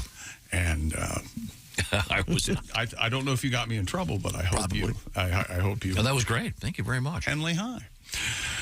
College football's Pop-Tarts Bowl will feature an edible mascot. Of course it will. According to the brand, the mascot will run around the stadium interacting with fans. Screaming, "Eat me!" When the final whistle blows, Eat me. I'm a mascot. it transforms into a game-winning snack. The team that wins the game will even get to take a bite out of the first ever edible mascot. Holy cow. Wait, hold on. After it's running around? Yeah, wouldn't you want the losing team to have to eat this thing? It smells. What does it look like? Do we know? Bowl selection coming up Sunday, but the rumors are it could be Notre Dame and Oklahoma State. Okay. In this. Chick, have you tried the Pop-Tart Minis? I have not. Is that a cereal or just No, they're just a snack? tiny little Pop-Tarts that you eat. How do they raw, fit in the toaster? Essentially. They don't. You just eat them. You know, I like the Pop-Tarts not untoasted. Yeah, I just eat them right out of the package. Yeah. Is that butter on a Pop-Tart a real thing? Yeah, and it's great. We did it when we were growing up. And Really? It'll change your life. What is it now? You butter a Pop-Tart, yeah. This is before or after you put it in the toaster? After. Melts real nice. Well, if you put butter in the... Yeah, I answered that seriously. Look, when we come to topics like this, I get very focused. I see. I was kidding you, Josh. Yeah, no, I was too busy. Don't F with my food. We're going to need a new toaster. So this guy is dressed as a giant Pop-Tart. Yes. I guess. I'm trying to find a picture of this guy, Does but he, they don't does, have... he, does he scream when they cook him? I don't know if there's. I don't know I don't know if there's going to be a toaster. I don't know what's going on. But he's edible. That's interesting. That's right. Is that cherry filling or blood? I can't tell. Ooh. Always. You ever had the brown sugar cinnamon Pop-Tart? Those were I'm my not a fan. favorite. Yeah, I'm not a fan. Oh, Well, those excuse are my me. favorite. You're not a fan. No. What's better, Come too on. sweet and tasty and delicious? Not for me. No, I don't agree with any of those descriptions of it. I like strawberry. So shut up. Okay. Brown sugar cinnamon, the only way to go. Not Frosted flavor. No. Frosted brown No sugar cinnamon. frosting. No. When they came out with Pop-Tarts, I was like 6. Yeah. I lost my mind. I bet. But then when they came out with frosted, oh my God. Do you like the frosted ones? Yeah. Uh-huh. Can you put butter on the frosted ones? Yes. Now, it will run. You need a paper towel underneath it because it'll melt and run a little Yeah, and you bit. got to be careful if you take it with your diabetes medication because What I like in to do spite of my doctors I'm able to wrap your feet. testing me month after month, type 2 still eludes me. while you've got both feet, wouldn't it be ironic if the Pop-Tart guy only had no feet? one foot is on crutches? Do you think there are meetings at the Toaster Strudel, the Pillsbury Toaster Strudel, where a guy walks in every 3 months or so? Right. And he holds up a Pop-Tart and throws it on the table and goes, "How are these still around?" Toaster Strudels are way 1,000 times Yeah, they better. have the bag of but the yet icing. Pop-Tarts, that's how good Pop-Tarts are. They Because have I not think- been beaten by the Toaster Strudel. Because everything people stays on it. And people are too lazy. They don't want to have to put the icing already on it. Even though It's it's already on And it. you can eat them right, as Chick said, right out of the package. Right out of the package. They're good like that. Boy, speaking of things that are good out of the package. Oh, talk to me. Can I tell you a little bit about things like artisan meats, quality cheese, and the freshest curds you've ever tasted? I must be talking Gardner's Wisconsin cheese and sausage. I'm talking fresh when I mention those squeaky curds that come in white cheddar and garlic dill flavor. How fresh are they? How fresh are they? They're made fresh in the morning and most often delivered to your doorstep in about 48 hours nationwide. That's fresh. Gardner's Wisconsin cheese also has this amazing ooey gooey oven baked cheese. We had some a couple weeks ago. It arrives pre-baked. You just heat it and eat it, grill it, skillet, or air fry it. No matter how you prepare it, you're gonna love it. For the sophisticated palate. That's right, I say like palate. that. Yeah, you did. Palate. Try the super sharp aged cheddars from 4 to 17 years. My favorite, the 8-year-old super sharp cheddar. It's powerful but still creamy and simply melts in your mouth. The summer sausages they have pair perfectly with their cheeses, and the meat sticks are perfect snacks for those on the go. Plus, they make great stir sticks for a Bloody Mary. By the way, the summer sausage, it is now permissible to eat it in the winter. That is true. Isn't that funny? Yeah. In fact, I eat summer sausage more often in the winter. I want to thank the Gardner's Wisconsin people for changing that. Yes. No more discriminating against summer sausage. I won't have it. That's exactly right. Check out all of the flavors at gardnerswisconsincheese.com. Try them out. You'll see the difference. Eat summer sausage in the winter. Show the man. Then you'll know what to get those hard-to-buy-for people in your life this holiday season. Be a rebel. That's it. Yes, a maverick. Stick it to the man with a meat stick. That's exactly. Oh, Tom, you are dead on. GardnersWisconsinCheese.com. Remember, cheese is always a good idea, and summer sausage is always appropriate no matter what the season. And remember, you're trying to think of what a gift to get for somebody. Maybe they live out of town, and they don't want what you're thinking. They want cheese. They want food. And listen to this. Right now, receive free cold pack shipping and free cheese curds when you spend $59 or more at GardnersWisconsinCheese.com. That's GARDNERS. GardnersWisconsinCheese.com. Well, thank you very much. Coming up a little later in the show, we're going to be returning to the NFL with our report from Kostaki Economopolis. Also, we've got some Christmassy requests coming up and a couple great stories coming out of New Zealand. One involving, in fact, we have 2 dildo stories this morning of all things. Oh, my. And the same story? No. Oh. And once again, I was not aware of this. There is an affliction, I guess you'd call it, called eye syphilis. Oh, boy. I had not heard of that. And as we determined earlier, that's the famous play. What is it? How did you describe it? You, Claudius, I syphilis. That's it. Okay, very good. This is the Bob and Tom Show. Bob and Tom, 24/7. On the way, Kostaki Economopolis on a Tuesday, talking about the...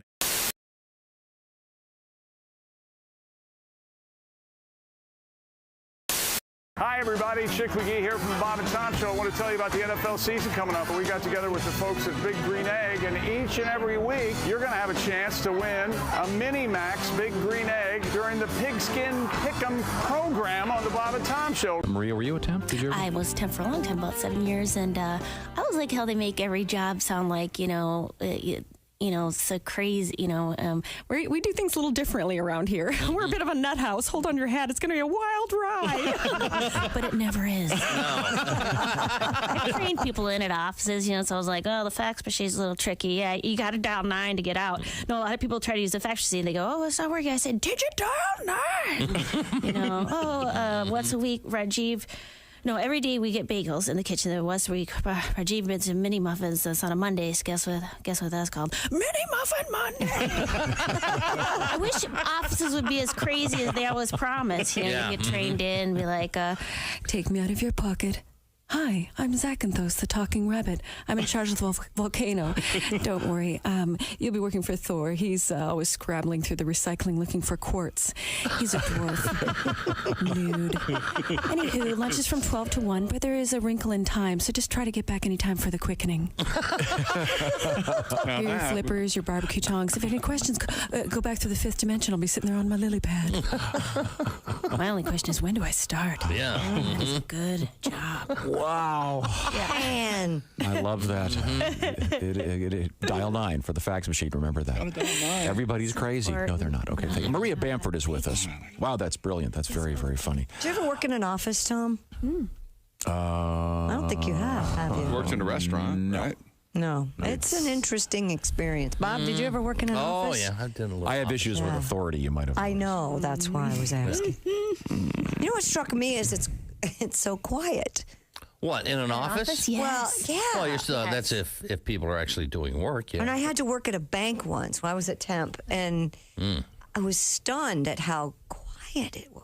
And people wish birthday, you know. Yeah, You know what the saddest place in the world is when you're the temp and it's time for office birthdays and you didn't get the email because you're not on the system yet. Right. And you hear the voice of your coworkers rise from the conference room. Happy birthday, everybody who had their birthday in the office this month. And if you cup your Curves mug against the conference room door, you can almost hear the happy scraping of plastic fork against paper plate. And later sometimes, guys, somebody comes by your cube and says, oh, there's cake left. Did the temp get any cake? What's her name again? Hey, Maya.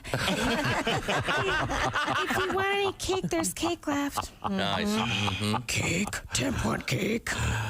Yeah. They all want Sad. cake.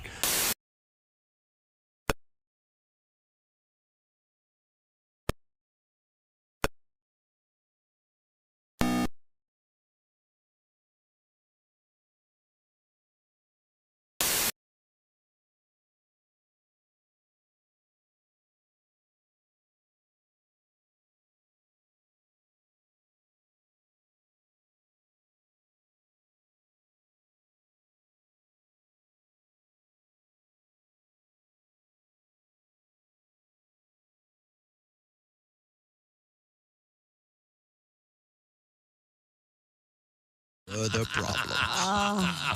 Ironically, the eventual winner of the luge event was an Austrian named Karl Boogermeister. He took the gold medal by a narrow margin over Norwegian athlete who was disqualified. This has been another Bob and Tom Olympic moment in history. You're listening to Bob and Tom Radio. That's awful. Awful entertaining. Essential Morning Radio. This is Bob and Tom Radio. 24/7. Can I tell you something? My mother used to chew her toenails No way. in front of me. Oh, God. Oh, boy. Clothed or not? I would. Clothed. Oh, thank God. that is a visual. Poor Bob has lost it over there. Or a little best of right here. Right here. That would be, Totally naked. I think How did you even think of that? You would get, See anything you like, boy? I think you remember get that. free psychiatry for life, free Prozac, whatever There's a you government want. program for that. We are going to fix you. How about it, boy? See anything you like? You can imagine the twisting that would be There's a involved. lot of people who can't even do that.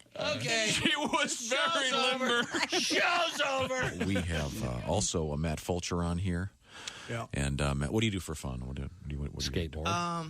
I like to go in a liquor store, which sounds fun, right? And I get like a miniature vodka like this big. And when I'm handing the guy the money, I'll be like, yo, I'm getting messed up tonight. I just got paid about this bitch. Something fun to do. If you want to try that. Oh, yeah. You know, I haven't done that, but I'm I'm doing going it to. tonight. Oh, yeah. Damn, Do it tonight. I'm doing it. It's Friday, man. That's right. This is Reno Collier, and you're listening. Welcome back to the Bob and Tom Show. There's Tom Griswold. Christy just sneezed. I have my mic off. And we have one of the... I can't even comprehend this world record, so we'll talk about it. Okay, I've got a couple cool letters here. This is interesting. As you know, Pat Godwin is on a new vegan diet. Yeah. Allegedly. We've had to suffer through. Like all vegans, it becomes the main topic of conversation at all times. No matter what it is. He could be in the emergency room with his leg severed. By the way, Doc, before you sew me back up, I'm a vegan. Congratulations, sir. Got this letter. Is it possible that Pat was intentionally misdiagnosed by the doctor who prescribed the vegan diet? It's possible he found Pat's hypochondria so insufferable he decided to slowly kill him. That's actually Thank you, Adam. That's an interesting take. You son of a bitch. Yeah, it's real good, Adam. You got a nice house there. You got an address that goes with that house? I tried to buy, I was talking to Pat I want to yesterday. go say hi to Adam. I brought in my really nice blender. Oh, yeah? What is it? Your Vitamax? Vitamix. Vitamix. Vitamax. What is this? What is this for? It's a really high-quality blender. Yes, of course it is. What are you blending these days? Well, I thought Pat's since Pat's doing, we should get some smoothies for Pat, and so I'll buy some protein powder, and I got a 5-minute lecture and then a photograph of the only kind of protein powder he can eat. That's correct. So it's got no gum in there, no sugar. Yeah. Oh my Yeah, there are some Lord. bad protein. Oh, absolutely. Yeah. Apparently, it's made of gold, judging by the price. Oh yeah. Yes, Did you buy it for him? Well, no, because he sent me a picture of it, but he didn't send the angle is wrong, and I can't tell which one he wants. Oh, the angle of the I'll bring in a dangle. photographer then, and we'll just. No, there's like 8 different flavors of this stuff, and I'm sorry, we got another letter over here. Tom, I know you're passionate, and you've expressed your desire to have a boat named the Bass to Mouth. I do not have a real boat. I am a gamer. I started playing a new game this past weekend where I get to captain a boat and name it. Whoa. In your honor, I hope you have... This is so nice. I have named the boat the Bass to Mouth. Very nice. Zach in Cincinnati. Thank you, Zach. How thoughtful. What a way to kick off the holiday season. Yes. The new boat, the Bass to Mouth. Does it say what game he's playing there? It does not, but I'm sure it's fun. And you get to captain a boat. Nothing could go wrong now. Right. What's more fun than boats? Well, maybe skiing. Or, well, all right. Yeah, I guess. Okay. Well, if you think it's fun, it's fun. Yeah. Okay. All right. Now, we have something over there in the world record realm. Yes. Get a load of this. Stupid world record. A man from Jordan has broken the Guinness World Record for the fastest time to mentally count letters in 10 sentences. So we just have to take his word for it. So just sit with it and digest that sentence. Mental. So I didn't understand this either, so I was reading a little more about it.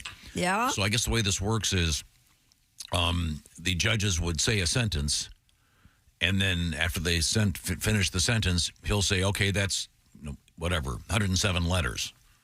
Oh, okay. So the Man style? judges would say a sentence, and he would go 17, and that was right. Except I think the sentences are longer than that. I mean, Well, sure, but yeah. it's pretty. I mean, it's an incredible skill that has absolutely no value. Yeah. Where would this ever come in handy? I guess. Not even if you were doing like the Enigma thing during World War II. And how would you know you have it? Does it come up in a party conversation? That was 104 letters. Thank you. So that what a great way to pick up chicks, huh? Yeah. I will never get tired of this. Yes, when she says, stand back, you dirtbag, then you know, that's 77 letters. Okay. 51-year-old Mohammed Sayahin. Oh. Achieved the record. What was his name again? Mohammed Sayahin. Yahin. Achieved the record after completing the task in 35.5 seconds. Now. Who knows what we did. And Mohammed's skill extends to he can accurately calculate someone's age instantly if given their date of birth. Oh, okay. So he hopefully he means days. To the day. Yes, as well. Not just, you're 41. Yeah. Oh, really?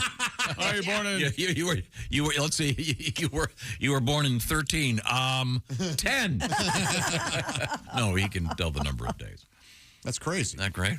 Got a quick mind. Yeah, boy. You want to try one, Josh? That's not good. You know, I always know How many letters in the sentence? Who gives a damn? I always know the bumpy, the awful stories, if you were, because what do I want to say? Because you always end it the same way. Isn't that great? Every single time. Isn't that great? I love these records because some of them are so stupid. Really? And as Christy says, how would you know you could even do that? Yes. I mean, that's I think not like doing a Rubik's. Aren't there a lot of guys who, or a lot of people that, what day was Tuesday on in 1923? Who's the actress that's... Marilu Henner. Yeah. She can do that. Yeah. Evidently. Tell you what she ate, what she wore, that it's wild. Yeah, I've seen her do it, right? Yeah. It's amazing. Well, how do we dispute it? No, they've. It was raining. I wore a light coat. All right. Yeah, okay. I'll believe it. That's only one thing I'm really good at like that. Oh, yeah? Yeah. What's that? Alphabet soup. Oh, what can you do? And tell you how many letters are in every can. In every can. So if I open up a can, pour it out, there's 61. Yeah. Well, you know why? Why? They got to get the factory counting. I want an equal amount of vowels in every can. You have to wonder, there has to be some quality control. There has to be some quality control. They have to have all the letters. Notebook where you've got to have, all right, it's got to be between 72 and all 26. Yeah. Quality control is out the window. I had a bunch of M&Ms. You'd be surprised how many W's there were in that. Oh, man. I tried to take it back. Huh. Yeah. Is that right? These are like half W's. No, you know what I mean? Yeah, I do. That's so silly. Yeah, I got it. Yeah. You derailed me. Do they have to have all the letters in each can of alphabet? They have to, right? I think that's got to be something. They probably don't. The government has to look into that, right? Yeah, there they has should. to be some sort of guideline. No way they could. They have to have a machine that just puts 26 letters. I don't think so. Remember, no Z's. You can only. Boy, there's a whole road we can't go down there. How about in alphabets, the soup, the cereal rather? Do they have to have each letter? I don't know. They must have they have to have some quality control. Are those still a thing? I never liked those. Alphabet? Yeah, I wasn't either. The problem was they were fun, but they tasted awful. Yeah. They were so bland. Now, if they do that with shredded wheat, I'd be in. I could be like playing. I could play Wordle. Nothing bland about shredded. I can play Wordle and Connections and have a nice bowel movement. Here's your bowl of thistle. Yeah, you'll start pooping letters. That'll be great. They don't. You eat shredded wheat. Yeah. I love shredded wheat. I've had shredded wheat and this morning. You don't look for the flavor though, do you? Of shredded wheat, you like the movement that accompanies. No. I enjoy the chewing and I had grape nuts and shredded wheat this morning. Can you eat that, Pat? Is that in your diet? Those are those grains I do not eat. No, that's mortar. What do you eat? What are you allowed to eat now with this dumb diet you're on? Just steamed vegetables right now. Steamed vegetables. Where do you get your protein? That powder stuff I use, and amino acids. Oh, that's natural. Don't listen to any of these naysayers, Pat. You do whatever makes you feel good. Thank you, Josh. What do you mix with your powder? Almond milk or coconut milk, because it's got the good. You just keep doing this till your bones start breaking. You know what? He's going to outlive us all. Good for you, Patty.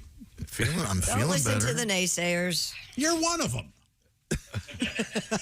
Yeah, you've been giving me a ration. Because I don't. Well, never mind. You're a hallway bully. I hear you yelling at You I always admit it. tease me. I think you know what to do. We're going to start. I'm gonna make arrangements to have steak and eggs every morning. Oh, it's already been murder around here.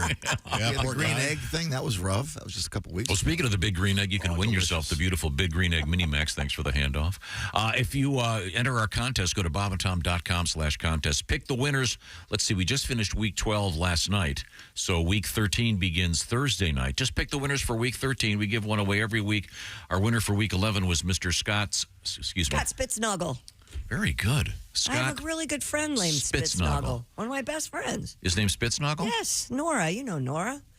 That's her last name? Yes. Yeah. I had no idea. I've been to her plaza. I've been to her plaza. Did you just say swallow noggle? Well, I know Nora. Well, we all know Nora. We all know Nora. Oh, well, I hope Well, I you did know have a good a friend. lawyer. I distance myself from any swallow boy. noggle. Okay. In any event, I was trying to say you can have some fun. Go to bobandtom.com/contest. Win the beautiful big green egg mini max. I hope you know the spread. You got to know your way around the spread. You don't have to know the spread. What's that? Stop muddying the waters. I just wanted to make this Well, see, longer. Pat, we could give you a big green egg mini max, and you could fry up some nothing. Eggplant would be nice. Mm-hmm. You can eat that? Onions, yeah. Yeah, maybe some bok choy. Oh, that's delicious. I love that When you're group. hungry, everything's good. Yeah. Like I was telling Josh, I'm studying for my blood test. Yes, yeah, for the country that developed Harry Carey. My food is so bad, I'm cutting my stomach open. Tom, listen to this regarding food. This comes to us from Chris. I don't know if he's a fatty, fat. Would you guess he's fat? I would guess this is a fat thing to do. Okay. But remember, you don't have to be fat to do fat things. Right. Regarding Pop-Tarts, hear me out on this, he says. Chocolate fudge Pop-Tart. Are you guys familiar with those? No. With peanut butter spread on the side opposite the frosting. Ah.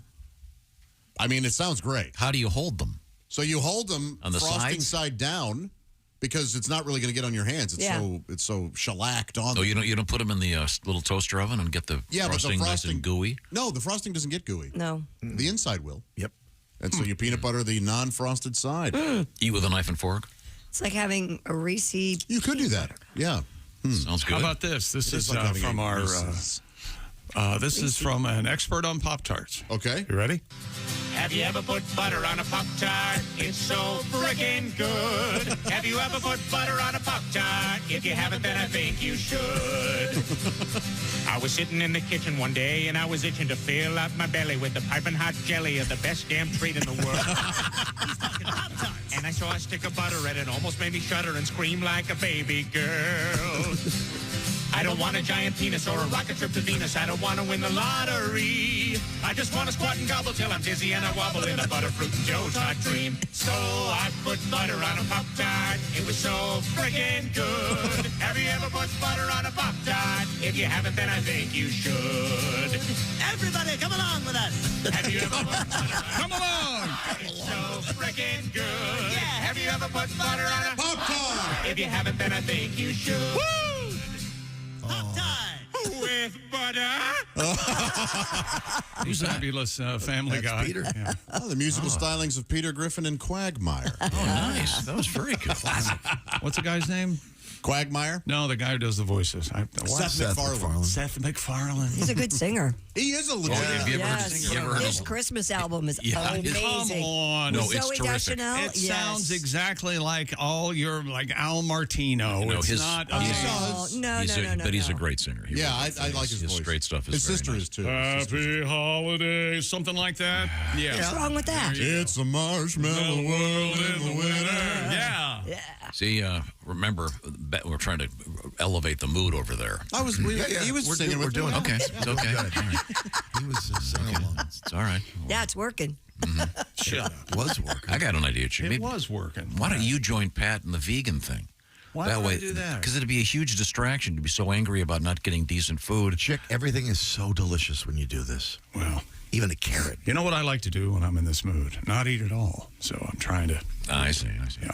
Now, Pat, do you have a nickname for your girlfriend based on your vegan philosophy now? Just my best buddy in the whole wide world is what I call her. You don't call her like Sweet Potato or? No, just Paul. Has she started calling herself Celery, so maybe you'll eat her? Well, I think I'm going to leave now. You know, somehow she's going to hear that you called her Celery, Pat. Just checking the phone right now. We're good for a while. Is she vegan as well? No. She's Oh, so she's just torturing you. Oh, this is even better. healthy eater. Well, that's good.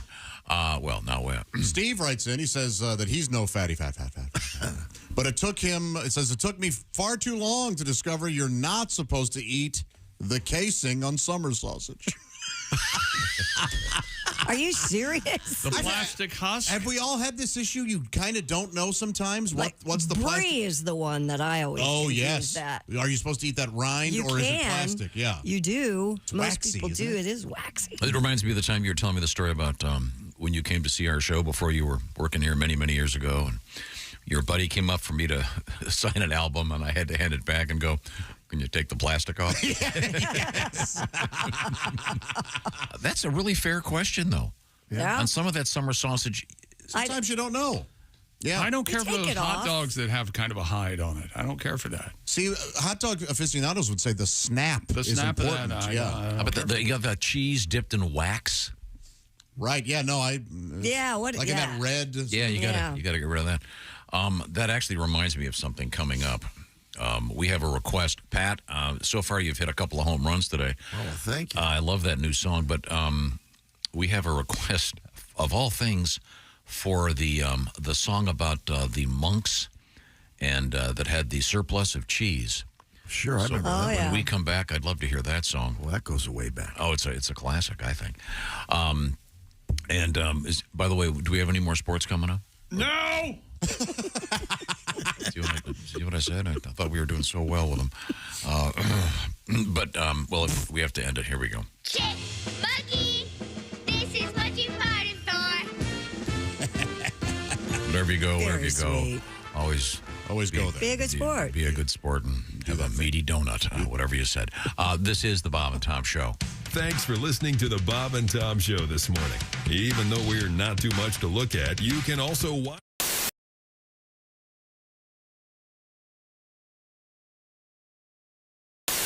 Hey, it's It's Josh, and of course... Hi, Chick McGee, everybody. Your chance to win a Mini Max Big Green Egg for Bob and Tom at Big Green Egg. Each week, someone will win a Mini Max Big Green Egg. It's the Bob and Tom Show Pig Skin Pick, powered by the Big Green Egg. Go to bobandtom.com/contest on the computer. Is that where you go? Are we eligible?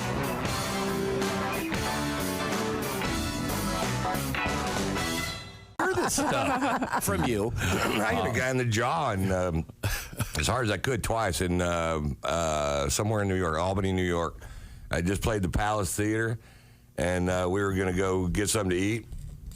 And it was a restaurant attached to the hotel, and my bus was across the street because I always stay on my bus. And this girl came over and started talking to us at our table, and I don't know her, you know, she had her sister does stand-up in New York, and Vic Henley was the opening act, and he does stand-up in New York, and he knows her. So they were talking across the table. If it wouldn't have been for that, I'd have shoot her away because I was trying to eat my crappy little piece of tilapia. You must do very well. She gets up and leaves, and she comes back, and she has her sister on the phone, and she's headlining a club that Vic and I headlined forever in Columbus, Ohio. And so she hands the phone to Vic. She sits down next to me, and Vic can't hear, so he gets up and walks away. And then a guy comes over to her. So some guy came up to me and asked me, a young guy, for an autograph. I said, I'm trying to eat right now. And this guy comes over, pokes her in the shoulder, and says, get over here.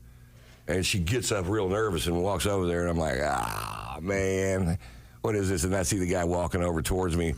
And he goes, how come you took a picture with my girlfriend, didn't take a picture with my son? Both of them were connected to this guy. And I don't know. I don't know anything. But he was standing up, and I was sitting down.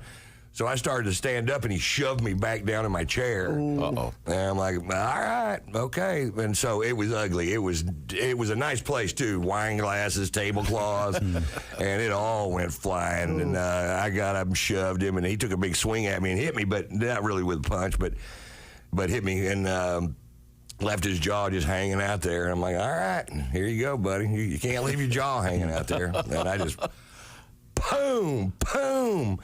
And and he called the cops and filed assault charges on me, or tried to, and the cops showed up, and I was like, oh, come on, man. The old Chevy Chase shoulder kick.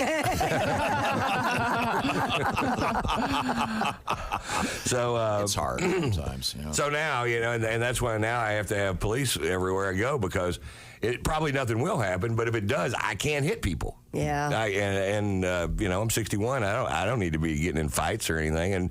And Pat, who's not very big, but my guy Pat that drives a bus and manages my road stuff, he's a little guy in stature, but he's a 7th degree black belt, and so he actually got this guy in a sleeper hold from behind after I hit him, and then the guy started tapping him on the arm, and he goes, "This ain't the MMA. You're going to the floor."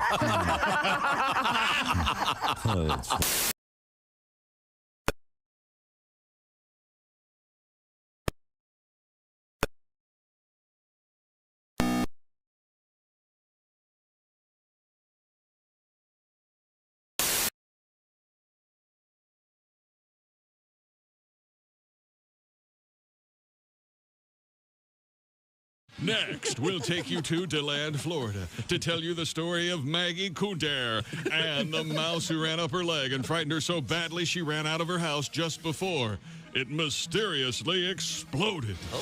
Then we'll go to Segmack, Arkansas, and meet the Cheeseman family.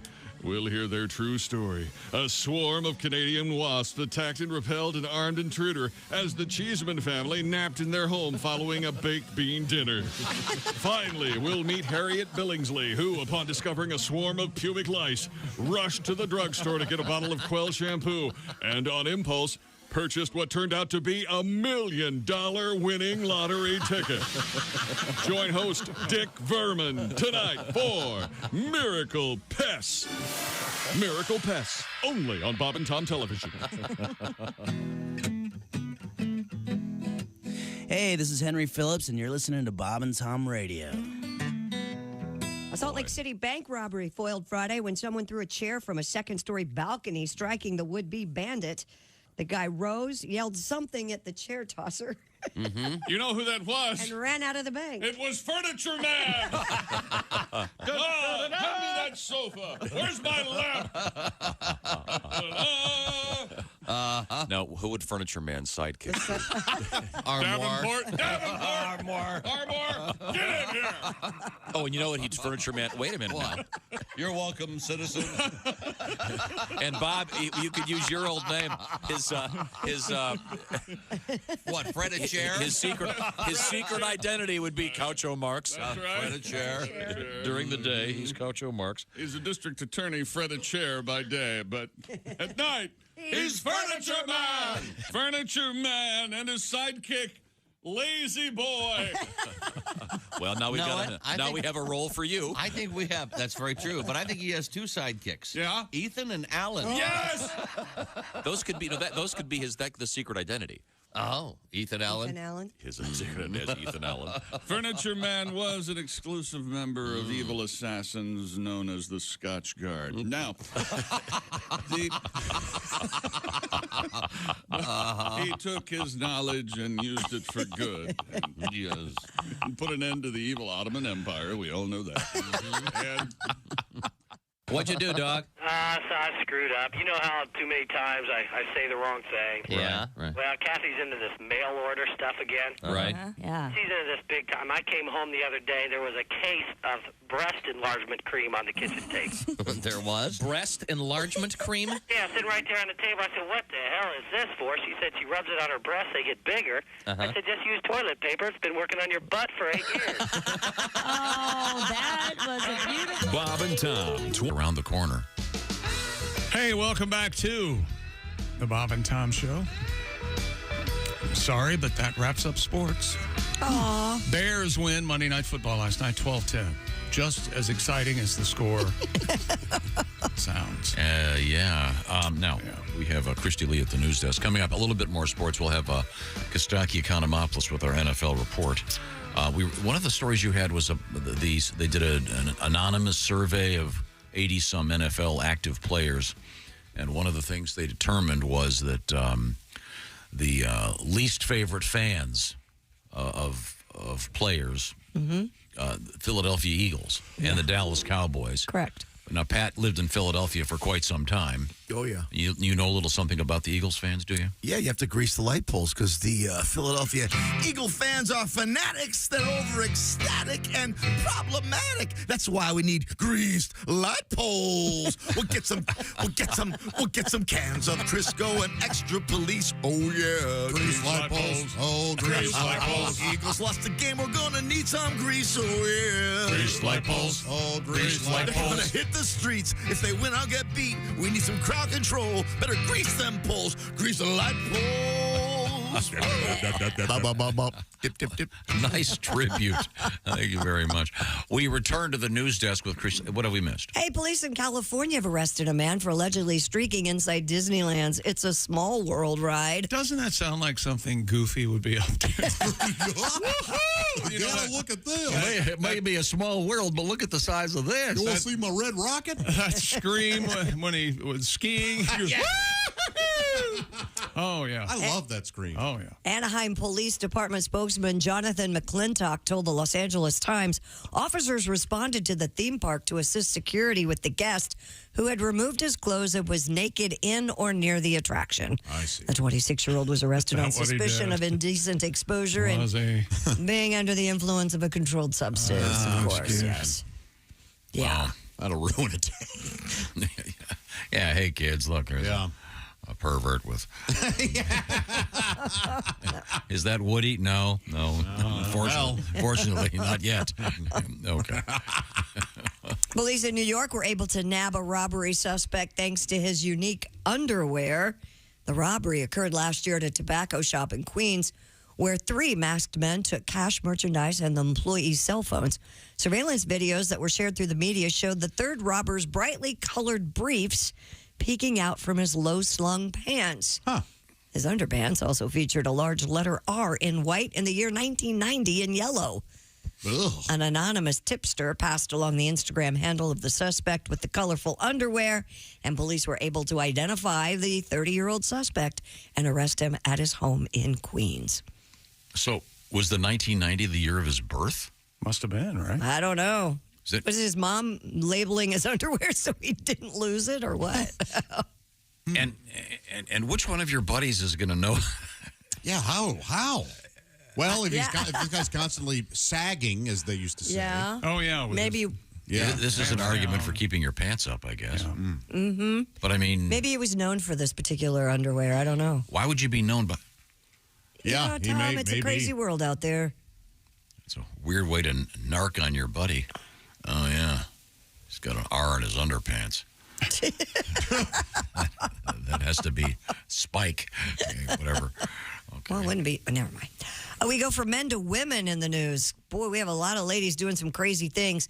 This woman was caught on video pulling her pants down in the aisle of a Frontier Airlines flight. What a silly bitch. Yes. WKMG It's magic. We get on the air at all. reports.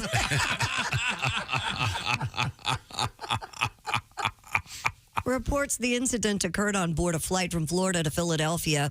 The video shows the woman saying, quote, "Sorry, everybody," before she pulls down her pants and squats in the aisle. No. While other passengers yell at her, the woman pulls her pants back up and shouts expletives before screaming, "I gotta pee." Sorry, everyone. Oh. A lengthy confrontation ensues between the woman and flight attendants as well as other passengers. Get her out of there. Not clear how the incident ended. Apparently, though, the woman was not arrested. She must not have gone all the way through with it, so to speak. Does it matter? She's got her pants down, screaming. Well, it's better than if she'd peed on the aisle. Yeah. I'd have to get a look at her before I want to pass judgment. Look at her. See, is this the reason they only give you half a can of soda so you don't have to piss in the aisle? I mean, it could have been worse, I guess. Yeah. Yeah, it could have been worse. Deucing in a vomit bag. Oh. Here, hold this. Oh, boy. Oh, boy, that's got some heft to it. So this flight was from Florida to Philly, right? Another Florida woman, this one, whose belongings were subject to search by authorities, asked officers not to seize her dildo. Please don't take it. According to the arrest report from the Martin County Sheriff's Office, the SWAT unit conducted a search warrant at Miss Ariella Messina's residence in Jensen Beach, Florida. During that search, officers found what appeared to be drugs inside the 27-year-old's handbag, along with what's described as a blue vibrator. Officials noted in the report the woman spontaneously uttered to detectives, "Don't take my dildo," as they were pulling it out of her backpack. Pulling it out of her backpack. Okay. Why would they take it anyway? I don't know. Officers also seized cocaine, meth, drug paraphernalia, and brass knuckles. That's from the residence. Tough broad. Wow, Yeah. don't confuse the brass knuckles and the dildo. No. Unless you can bring it up to temperature. She was taken into custody on charges of possession of a controlled substance without a prescription. Was it the SWAT team? Yeah. Oh, boy. Oh. Yeah. Yeah. It was the SWAT team. Oh, SWAT. Okay, they got the S in there. Okay. And another Florida woman, this time she was caught attempting to use counterfeit money. She tried to eat bills in front of the police officer as she was being taken into custody. I don't have any counterfeit money. These are delicious. What? The arrest report from Miami-Dade police states the woman tried passing off the fake bills to customer service staff at a Walmart supercenter. The report goes on to say the store's loss preventative officers were alerted to the situation, stopped the 38-year-old suspect while she tried to flee. As a police officer was placing her into custody, the woman allegedly put $200 worth of the fake bills into her mouth and tried swallowing them. Yeah, hide the evidence. Yeah.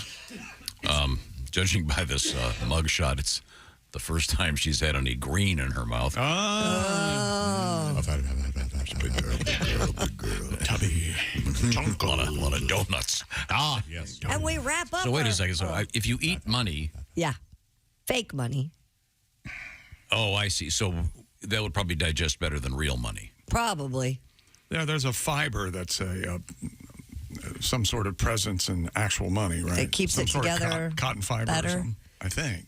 So if a human being were to eat a real dollar bill, would it come out intact? I don't think so. Boy, I don't know. Why don't you try it? The stomach acid is some pretty good stuff. Because, I mean, our American money, in many ways, is very good. It's hearty, yeah. Yeah, it can take a licking and keep on ticking, but can it take an eating and keep on? Well, I've seen dogs eat a bill and Really? it's come out. I mean, And it came out fine? No, but it comes out. You can tell what it is. I think the only thing they wanted to do was have someone be able to wash it, and it'd be all right. I think. Oh, really? When they invented it. Yeah. Okay. So you can't eat one then. I don't think so. You can't eat just one. Yeah. And we wrap up our. If the dog were to have diarrhea, we'd be making it rain. Oh. Let her wrap up something, will you? When we come back, you can wrap it up. Okay? Florida women in the news. All right. We'll certainly look forward to that. We have a special request for a song about monks coming up, Pat. Okay. And an unusual story about smoking cigarettes and New Zealand. And ocular syphilis. And something called ocular syphilis. Ugh. I had not heard of that. I wish I hadn't. And you'll wish you hadn't either when we come back. This is the Bob and Tom Show. Think you know your pro football? Then play Pigskin Pick'em every week at bobandtom.com/contest. It's your chance.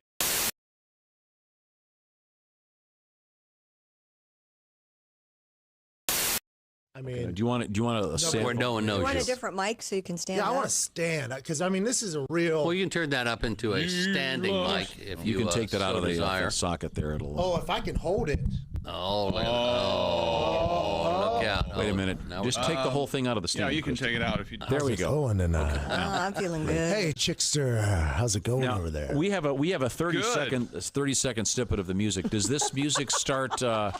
Are you aware of where this starts? Do you have enough intro and You know, me and old Dino practiced it once or twice, so we might be able to figure it out. All right, well, we'll see. I'm going to have to ride the volume here, make sure I get it right. Ready? Yeah, I think so. Here we go. Boy.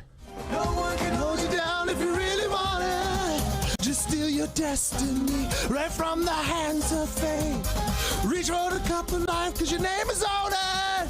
Do you really want it? Do you really want it? 2-E-O. Vida loca. Go, go, go. Living la vida loca. Idiots. It's a lay. Oh, it sounds just like Living La Vida Loca. It sounds just like Living La Vida Loca. Perhaps our arguments were with Ricky Martin, not even with you. I think maybe. Okay. I've never been more disappointed. So what are we're supposed to go ole. Yes, guys, come on. This is a give and take song. Let's try it again. Just steal your destiny right from the hands of fate. Reach for the cup of life because your name is on it. Do you really want it? Do you really want it? Yeah. 2-E-O. Ole, No. ole. Tonight's the night we're gonna celebrate the cup of life. Now, wait a minute. In our defense, Oh, that's it's Living La Vida Loca, only redone. yeah, it is for the most part. That is very judgmental of you. Well, I'm sorry. Well, it does sound very similar. Sounds very similar. I do love the song Living La Vida Loca. I will say that. Do you do that one? It's a great song. I don't do that one because it's not as much fun with the audience. Hey, Josh Arnold here from the Bob and Tom Show. Do you know where squeaky, fresh cheese curds come from? Well, yeah, it comes from a cow's teeth. Everybody knows that. No, they come from Gardner's Wisconsin cheese. Well, yeah, but before that, it was in a cow's teeth. God, is that you bleeping me? This is why Gardner's Wisconsin cheese is different. Their cheese curds are made fresh in the morning and delivered to your doorstep in about 48 hours nationwide. The freshest curds outside the walls of the creamery, I say. Wow. We've got fresh curds, but we couldn't get them to you for about a month by buggy. You gotta try their oven-baked cheese. It arrives at your doorstep pre-baked. You just heat it and eat it. Grill it, skill it, air fry it. Oh, we're not allowed to have air fryers. We'd burn in hell for that. Once you cook the cheese, I guess. But And their aged super sharp cheddars are amazing. From 4 to 17 years. My favorite is the 8-year-old super sharp cheddar. It's powerful but still creamy and melts in your mouth. Just delicious. Sounds like that Gardner farmer is pretty smart on cheese. Right now, receive free cold pack shipping and free cheese curds when you spend $59 or more at GardnersWisconsinCheese.com. I don't have an internet. Their pre-selected package deals make great gifts for coworkers, friends, or anyone hard to shop for. Remember, cheese is always a good idea. You can't argue with that. That's GardnersWisconsinCheese.com.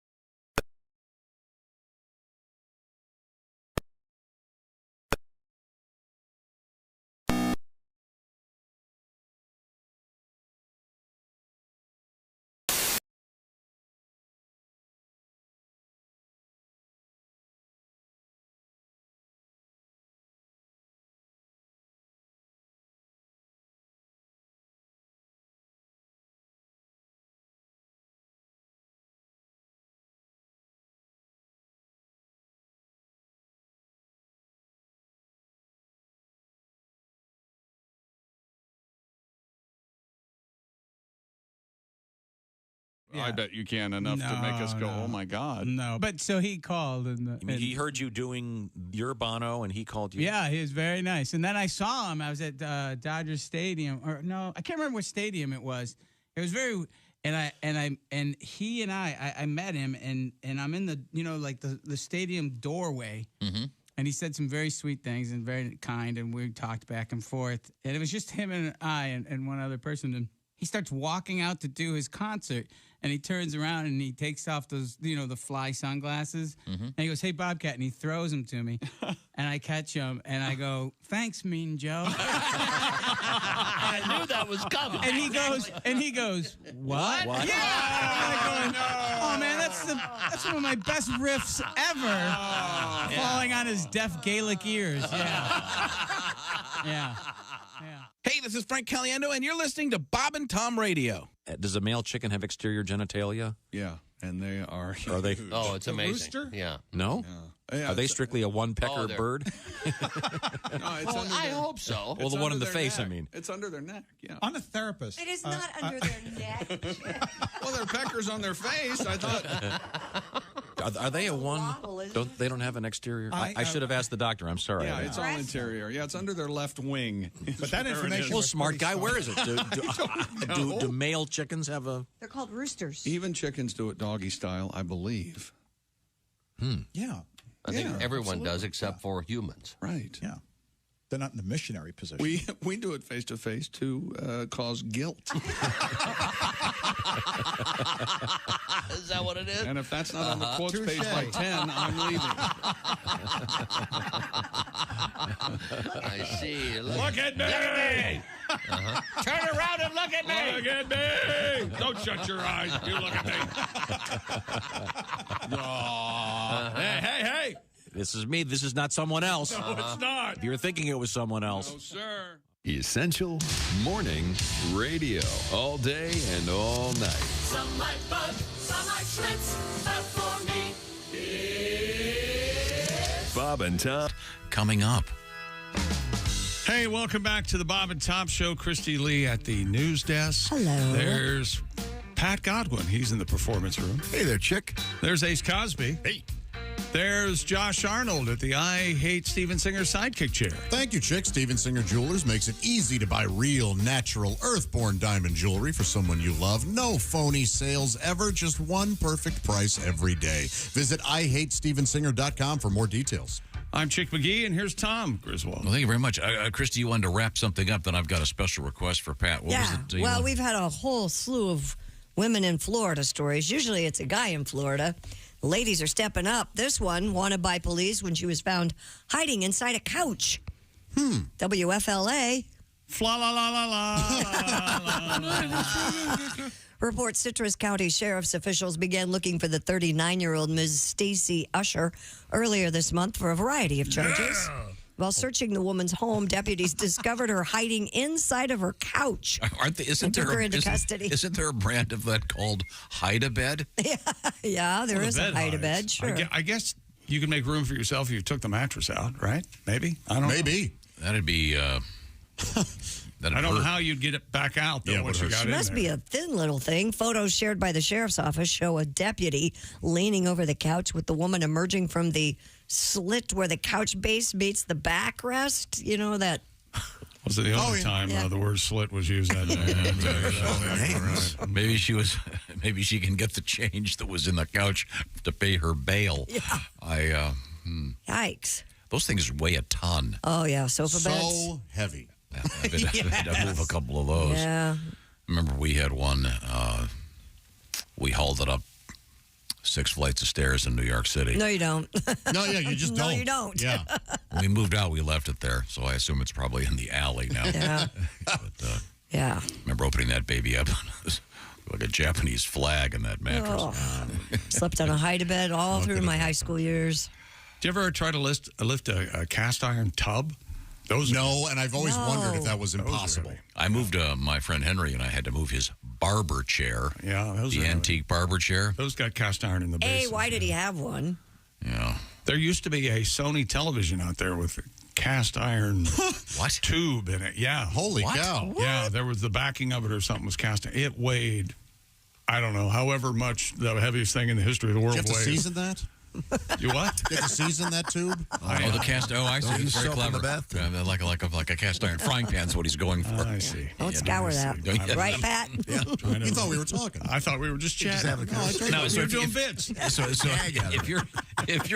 if you're the cops and you're looking for some lady and you walk in and she's, if you know she's in the couch, do you go sit on it and pretend you don't know?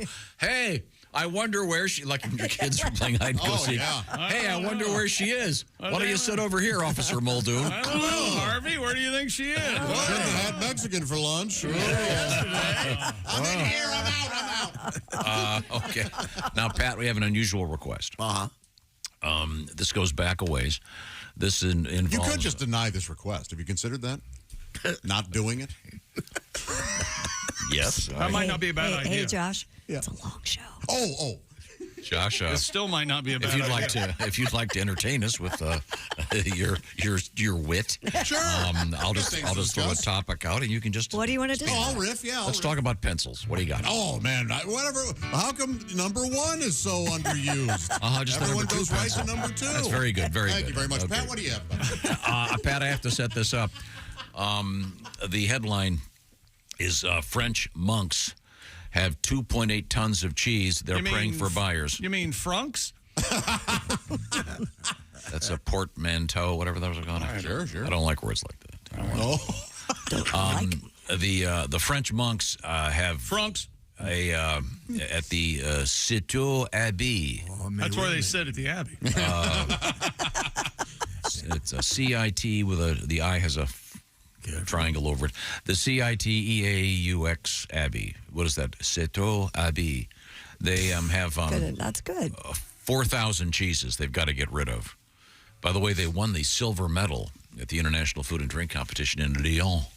This France? monastery was founded in 1098. Oh, that's old. That's very old. Sorry. This is the famous one because of all this cheese. The monks have taken a vow of constipation. Josh, you see. Oh, sure. Yeah. They can't crap, you see. No. Yeah. They can drink all they want. That'll but bind you up. all that cheese, oh my God. Good Lord. Now, Pat, you have a tribute to the monks who make cheese? This is a job for moi, Pierre Hardon. Oh, Pierre Hardon is there. I sleep on your couch, I eat your cheese, I kiss your wife. Oh, Pierre, you rascal. You know He me. is a rascal. Let me sing you a story. He's a bounder. Here we sit on the bunch of fromage. We have almost 3 tons spoiling in the garage. Hey, we got monk cheese, creamiest cheese around. But nobody is buying. Lack of customers might shut us down. We are praying for sales, no? Won't you order s'il vous plaît? It's good. We've got quite a nut here with beaucoup bills to pay. Hey, got monk cheese. Tons, and it's starting to stink. We could have thrown in some home brew, because lately we started to drink. Oh, yes, we did. I must go now. Oh, Pierre. I bid you Pierre farewell. I Hardon. kiss you Monsieur. goodbye. Am I right, Christine? Kiss you on your So cheeks. I was trying to find the original story about the monks. Yes. And the cheese. Yeah, we and got it. as I was exploring, I found I put monks in my search engine over here. Dateline, Bhopal, India. A sect of the Jain religion, Jain, is that how you pronounce that? Healthiest people on the planet. They're petitioning the state government to exempt its monks from rules banning public defecation. Oh, God. Oh, my gosh. India has been seeking to end public defecation by the end of the year for public health reasons. Oh, yeah, of course. You know, I mean, Yeah. we got rid of that here in the USA, what, 1650? Well, not everywhere. So the monks, though, their claim is that this is part of their religious practice. Is crapping in the... He's crapping in public, yeah. Okay. I sometimes think that some of these religions just have a thing going, hey, let's see what we can get away with because we're calling it a religion. I think that's true. You think that's what they're doing? I think they're doing that all the time in many religions. They study Really? the Jains quite a bit. Seriously, they're very healthy. Good brains. You became quite obsessed learning about their culture. You'd have somewhat of a Jane's addiction. I do. Thank you for saving me. Thank you. Thank you very much. I am absolutely speechless. You're applauding. With delight? Or No. I mean, these guys are... I'm agog. This is such a fraud that the government has to deal with this crap. Literally. Yeah. Oh, it's your religious right to take a dump in front of my car? Okay, that's fine. All right, any religion who wants to take a dump publicly, you start paying taxes. Yeah, exactly. There's a trade-off here. Yeah. But we don't. But they're going. But we don't use the sewage. Yeah. Well, there's the sewage system that. Isn't that a problem in India all across the country? Yeah. Isn't that why? That's why people move here. Yeah. We've perfected the flush toilet. At least carry a plastic bag like I do with my dogs. Pick up after yourself. Pick up after yourself. Curb yourself. It doesn't happen everywhere in I don't India. think You don't see a No. guy standing outside the Taj Mahal with a skimmer. A little scooper outside the hall. How you doing? Kind of hot today, isn't it? Yeah. Well, yesterday must have been busy. Okay, no, there's more to the story. A group representing the religious order called the Digambara is asking the government to allow the monks to defecate in the open. They've got their own little party going. Why would you? They ate sugar smacks, didn't they? Or Digambara. Yep, they did. Enough of them sugars. They practice, by the way, an unusual, what's it called? Martial art. Oh, they do? Yeah, dung fu. It's very similar to kung fu, except they throw it at you. I see. Who knows those dangerous stars when you can heave a fresh turd at your enemy? Pat, what is it also known as? It's not jiu-jitsu. No, it is. It's got an SH.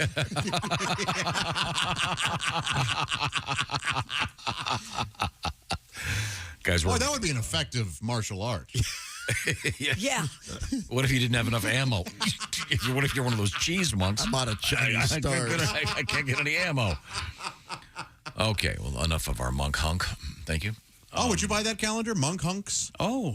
Muscular? No. What isn't that an Ace Ventura where they're all posing? I don't think. No, I think it's a top secret where they're The monks all the are monks are just posing? walking around in their robes, and then all of a sudden they're just all these bodybuilders. Now, I'm not seeing monks as Maybe it's being a real hot physically shots. fit. Yeah, I think it's a hot shot. Well, then what else? They got nothing to do. They pray all day. That's a waste of time. Trying to achieve enlightenment. Valve silence. How's that going for you? I don't know. Ask them. Some have claimed to levitate and stuff. Yeah. Yeah, sure. Who am I to doubt? Yeah. What about that vow of silence. You might want to take a look at that. How about that?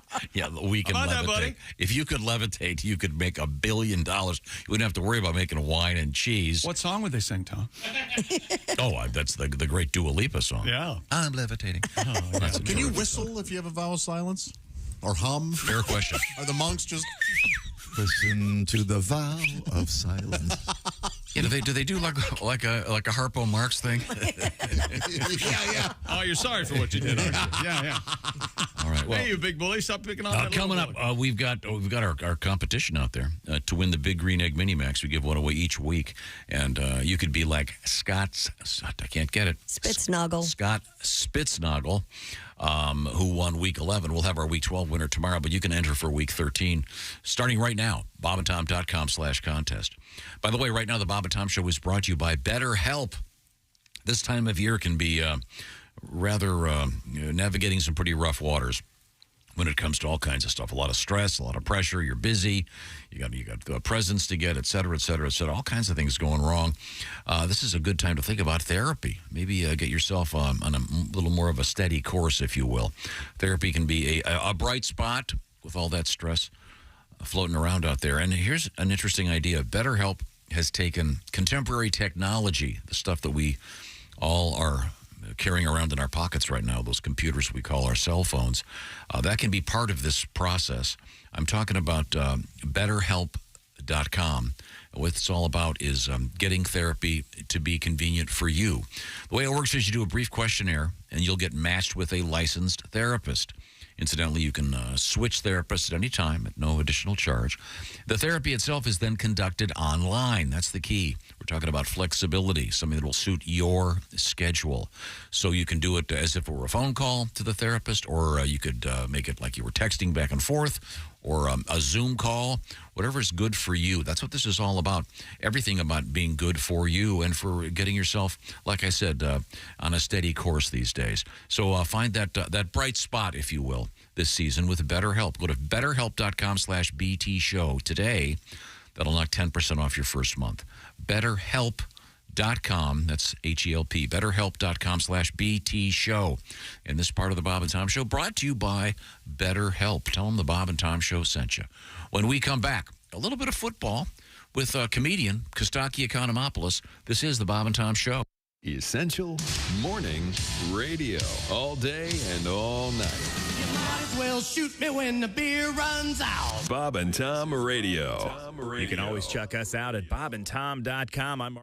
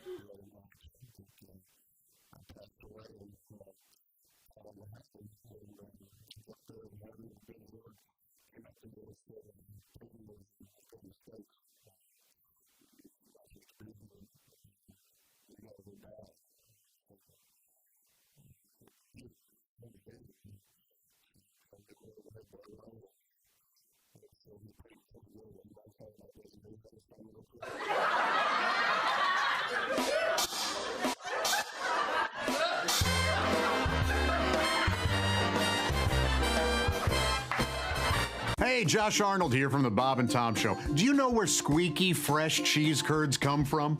Well, yeah, it comes from a cow's teeth. Everybody knows that. No, they come from Gardner's Wisconsin cheese. Well, yeah, but before that, it was in a cow's teeth. God, is that you bleeping me? This is why Gardner's Wisconsin cheese is different. Their cheese curds are made fresh in the morning and delivered to your doorstep in about 48 hours nationwide. The freshest curds outside the walls of the creamery, I say. Wow. We've got fresh curds, but we couldn't get them to you for about a month by buggy. You gotta try their oven-baked cheese. It arrives at your doorstep pre-baked. You just heat it and eat it. Grill it, skillet, air fry it. Oh, we're not allowed to have air fryers. We'd burn in hell for that. Once you cook the cheese, I guess. But And their aged super sharp cheddars are amazing. From 4 to 17 years. My favorite is the 8-year-old super sharp cheddar. It's powerful but still creamy and melts in your mouth. Just delicious. Sounds like that Gardner farmer is pretty smart on cheese. Right now, receive free cold pack shipping and free cheese curds when you spend $59 or more at GardnersWisconsinCheese.com. I don't have an internet. Their pre-selected package deals make great gifts for coworkers, friends, or anyone hard to shop for. Remember, cheese is always a good idea. You can't argue with that. That's GardnersWisconsinCheese.com.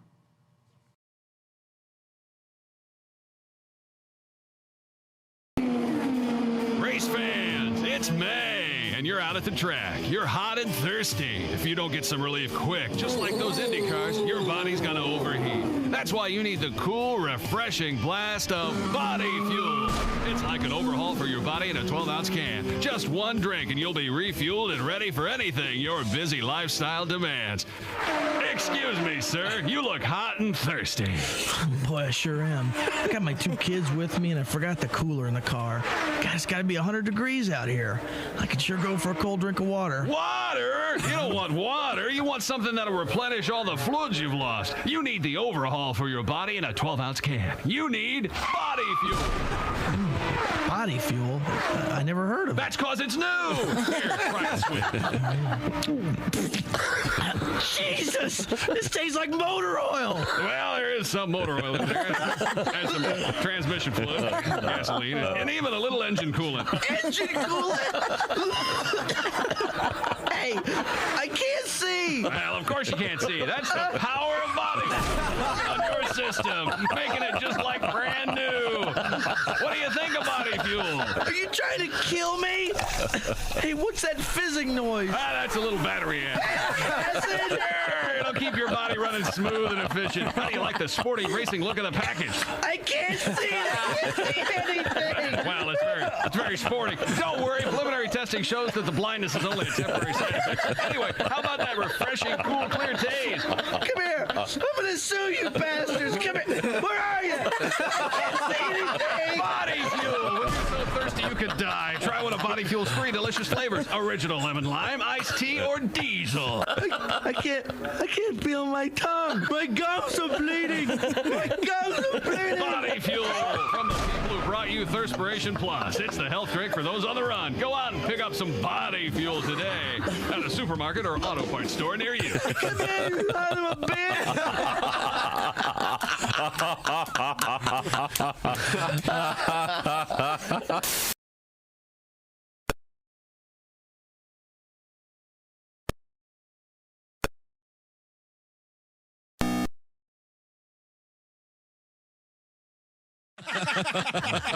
Of course, my personal favorite, when you're inside me, I feel nothing. When you're inside me, I feel nothing. I have That's to a write direct that down. quote. That is a direct quote. Oh, wow. Because we're working up there. I'm trying. Boy, I got it in myself that time. I think I'm on a roll here. But women have such a hard time achieving orgasm. Maybe it's because you got a big, fat, sweaty guy on top of you. That would break my concentration. And we're Paul and Storm. Hey, welcome back to the Bob and Tom Show. Hey. Hello, Tom. How are you? Itchy. What is the deal? I had to scratch his back during the break. What's going around? There's something online right now that says more people right now are more dissatisfied at work right now than when more people are than during the pandemic. People are more upset now. I don't know what's going on. What does that have to do with being itchy? Aren't you upset about being itchy? Yeah, sure. I guess that's it. I guess. Would you like me to scratch your back? No, it's on my arm. Never mind. What am I doing? Why do I even answer you? Let's see if we can go to the satellite here. Want me to scratch your neck with my beard? No, thank you. Is it itchy or is it soft? Now we have Kostaki Economopoulos joining us, I think, from... Yeah, there he he There is. he is. Okay. Oh, wow. You're blue. Morning. Very blue. Kostaki, skydiving. Where are you these days? I'm home. I got some new lighting. Spangle's coaching me on the lighting. Oh, boy. Oh, okay. Look. Good luck with all that. So he likes blue, huh? Yeah, It's a little ethereal, maybe. That's blue and shadows. You got a blue background, a blue shirt. Might be some user error. Yeah. A blue hat. But it's good to see you. Kostaki Economopoulos is our NFL correspondent and a diehard fan of the Atlanta Falcons. Oh, I would like to point that out. First place. 5-6. Your first place Atlanta Falcons. Yeah. I watched that whole game, Kostaki. That was something else. Boy, I don't know why I don't know why they're not giving Robinson the ball more, but he seems like the real deal. But what do I know? Yes, thank you for saying that. Yeah. Please. No, I will please say let this, him listen to that you. coming up, some stand-up comedy from Kostaki, Thursday, December 8th at the Boss Comedy Club in Fargo, North Dakota, and then Friday, December 9th, the Boss Comedy Club in Sioux Falls. That'll be great. Some great live comedy as the weather gets cold. Forward to that. The comedy gets hot. Yeah. Yeah. Thank you. I like that. You're welcome. I'm going to steal that one. I like that. Okay. I wouldn't. It's not that good. Bears beat the Vikings last night 12-10. Woo! Yeah, right. First team this season to win a game without scoring a touchdown. Nobody could score in this game. It was like a chess tournament after party. Awkward. Very good. The Vikings quarterback intern at NASA how is beating the Bears harder than rocket science? How is that? So you mentioned my Falcons. They're not good, but they are in first place. They're like the best thing you can get in the area. They're like a Waffle House. They're like, yeah, it's fine. We're here. Yeah, it's 5-6. Right now, they would host a playoff game, and the 8-3 Cowboys would be a wild card team. That's the current standings. Wow. I know. The NFC South is the worst division since the Berlin Wall. Huh? Divided a city, you see, Josh. Yes. Words mean different things. The east, the west, Tough time. the airlift, Here's a more recent one. It's the worst division since Hall & Oates. Oh, it's a bad they're not getting along. No, they're not. Yeah, when did that happen? Litigation. That kind of bummed me out. Me I know. too. Those two always seem like, I don't know. Peanut butter and jelly, just always get along. I always go back to Las Vegas Turnaround from Abandoned Luncheonette, and when because John sings most of that right up until the John middle. sings most of everything. John Oates. Yeah, I'm sorry, Daryl Hall sings most of everything. On this particular song, Las Vegas Turnaround, John singing that smarmy lounge style he has, and then Daryl comes in and sings in the middle, and you can just feel John going, uh-oh. No kidding. This isn't going to be Daryl's terrific. You've seen his TV show that he has? Yeah, it's back, too, after the pandemic. It's Now he's great. back. Yeah, but they have some publishing thing involving someone selling half their rights. So I always kind of liked the fact they stayed friends, but I guess they're not. So. I can't imagine somebody working together that long, like 40 years, and not, getting along at the end. Yeah. 40 years. What'd you say, Micro Dick? Why are you looking at me? It's only been 7. Oh, that's right. Micro. He called me Micro Dick. On the air. Sorry, Kostaki, we're fighting in front of the company. No, It's his fault. He brought up Hall & Oates. Yeah, thanks. I just had not even do the story. Whatever, Simon and Garfunkel, huh? Whatever there, Blue Meanie, go ahead. I mean, we've had Oates in here. I wanted to get Daryl to stop by. Love to talk to him. Hell, good luck. Right? I have an inside scoop on Daryl, by the way. What is it? Now what? Big old ween? Exactly. Oh, wow. Really? Yeah, I met someone that had a conjugal visit with Daryl, and apparently he's donkey-esque, Can you put Las Vegas Turnaround on? which gives him a lot of confidence, I think. You know what I'm talking about. Daryl Hall and John Oates?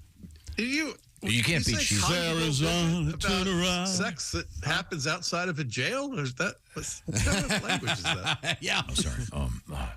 Listen to the end of She's Gone and tell me who can sing, will you? Well, yeah. That's like the greatest moment in John should say 70s music. Thank you very much for everything you've done to me, Daryl, or for me, Daryl. Every day. Yeah. To me. I'm sorry. Were we talking about the Falcons? What happened? Well, we get one more Falcons joke. The division is a mess. They should have Caroline Ray host that division. Rebrand the NFC South race as the biggest loser. That's what they should do right there. Okay, editor's note. Kostaki has a child with Caroline Ray. Caroline Ray's a friend of this show. Why is this happening all of a sudden? She's so funny. She's great. And she hosted the Biggest back Loser. Together? Is that the thing? She hosted the Biggest Loser in his first season. Yeah. Oh, she did? Too many wires to connect. All right. Yeah, that was a reach. How's Caroline doing? Do you talk to her much? Yeah, she's good. She's doing great. She's always got they always got a job for Caroline in show business. She's always. I'm telling you, Kostaki, the last time I saw her do stand up, you are terrific. So is she. She's great. She has a she's great live act. You know, my dad had a huge crush on her. Did he really? Yeah. That's no threat to you. He's dead. Huh? When did that happen? But isn't it possible that he could be, you and Kostaki could be brothers? No, Is it that's possible? not what I want. No, you know what's possible? This may be the worst break we've ever done. I wanted to talk about Hall & Oates. I'd like to apologize to Daryl Hall, one of my favorite people. What about John Oates? For all we know, Daryl's in the wrong in this situation. Yeah, we don't know. I met John Oates. He was a great guy. Nice man. John is great. And he's my height. I like that. He's also. They had Oates misspelled on the car. It was very embarrassing. Is he still mustachioed? Yes. He's 77. He hasn't been for a while. Oh, okay. Yeah. He's 77? Yeah. Wow, okay. Man-Eater is their best song, right? No. Yes. The band at luncheonette. She's gone. It starts and ends with That's not right the morning at all. I love Man-Eater. It's my favorite. I would think it would be. They based a whole movie on that. I figured you'd like the recently. one where they go, it's a bitch girl, because that's your favorite word. That's a fun one. Yeah. Okay. I referenced it earlier. Yeah. Really? I just heard that. No one else did, though. It was very funny. You know, Kostaki's in the big screen. Hi, If you turn to your right. I can We can look at that big screen. Oh, there's one over there, too. I didn't know that. Anywho. I'm over here. That one was there first. Really? Yeah. I can't see the that whole one. time. Good God. Hey, Kostaki, you see him scratching? He's getting the itch just like Oh, me. my Lord. What else is going on in the NFL? Death, taxes, and the Lions losing on Thanksgiving. Oh, it's a tradition. Man, Turkeys have a better record on Thanksgiving. I thought the Lions were gonna. Yeah, they've got problems there. They were big favorites, man. I thought for sure they were going to win. I know. They wore their throwback unis. You know, when you think of a franchise that wants to celebrate its past, you think Lions. The last time the Lions were good on Thanksgiving, Christopher Columbus was still a hero. And their quarterback was George Plimpton. Yes. George Plimpton. Did you ever see that movie? Did you ever see that movie? Paper Lion. You know, wait a minute. Hang on a second. Trivia question. Kostaki, do you know what I'm talking about? Paper Lion, the George Plimpton book that made it into a Vaguely, movie. I know the actor and the thing. Do you know who played George Plimpton in the movie? No. He became one of the biggest TV stars in history. Mr. Alan Alda. Oh, really? Friend of the show. I love Alan Alda. Friend of the show. We've talked with him I've talked with him 3 times. Really? You Maybe you have? weren't here for the interview, but they were very good. Okay. I love Alan Alda. He could make I went to a Broadway play once that I didn't care for, but he was great. So he made it bearable. I saw that Alan one. Alda. Was it art? It was art. That play's amazing. You're wrong about this. Now we're gonna fight. Now we have 20 minutes to talk about this. Now here's the deal. I think you know what?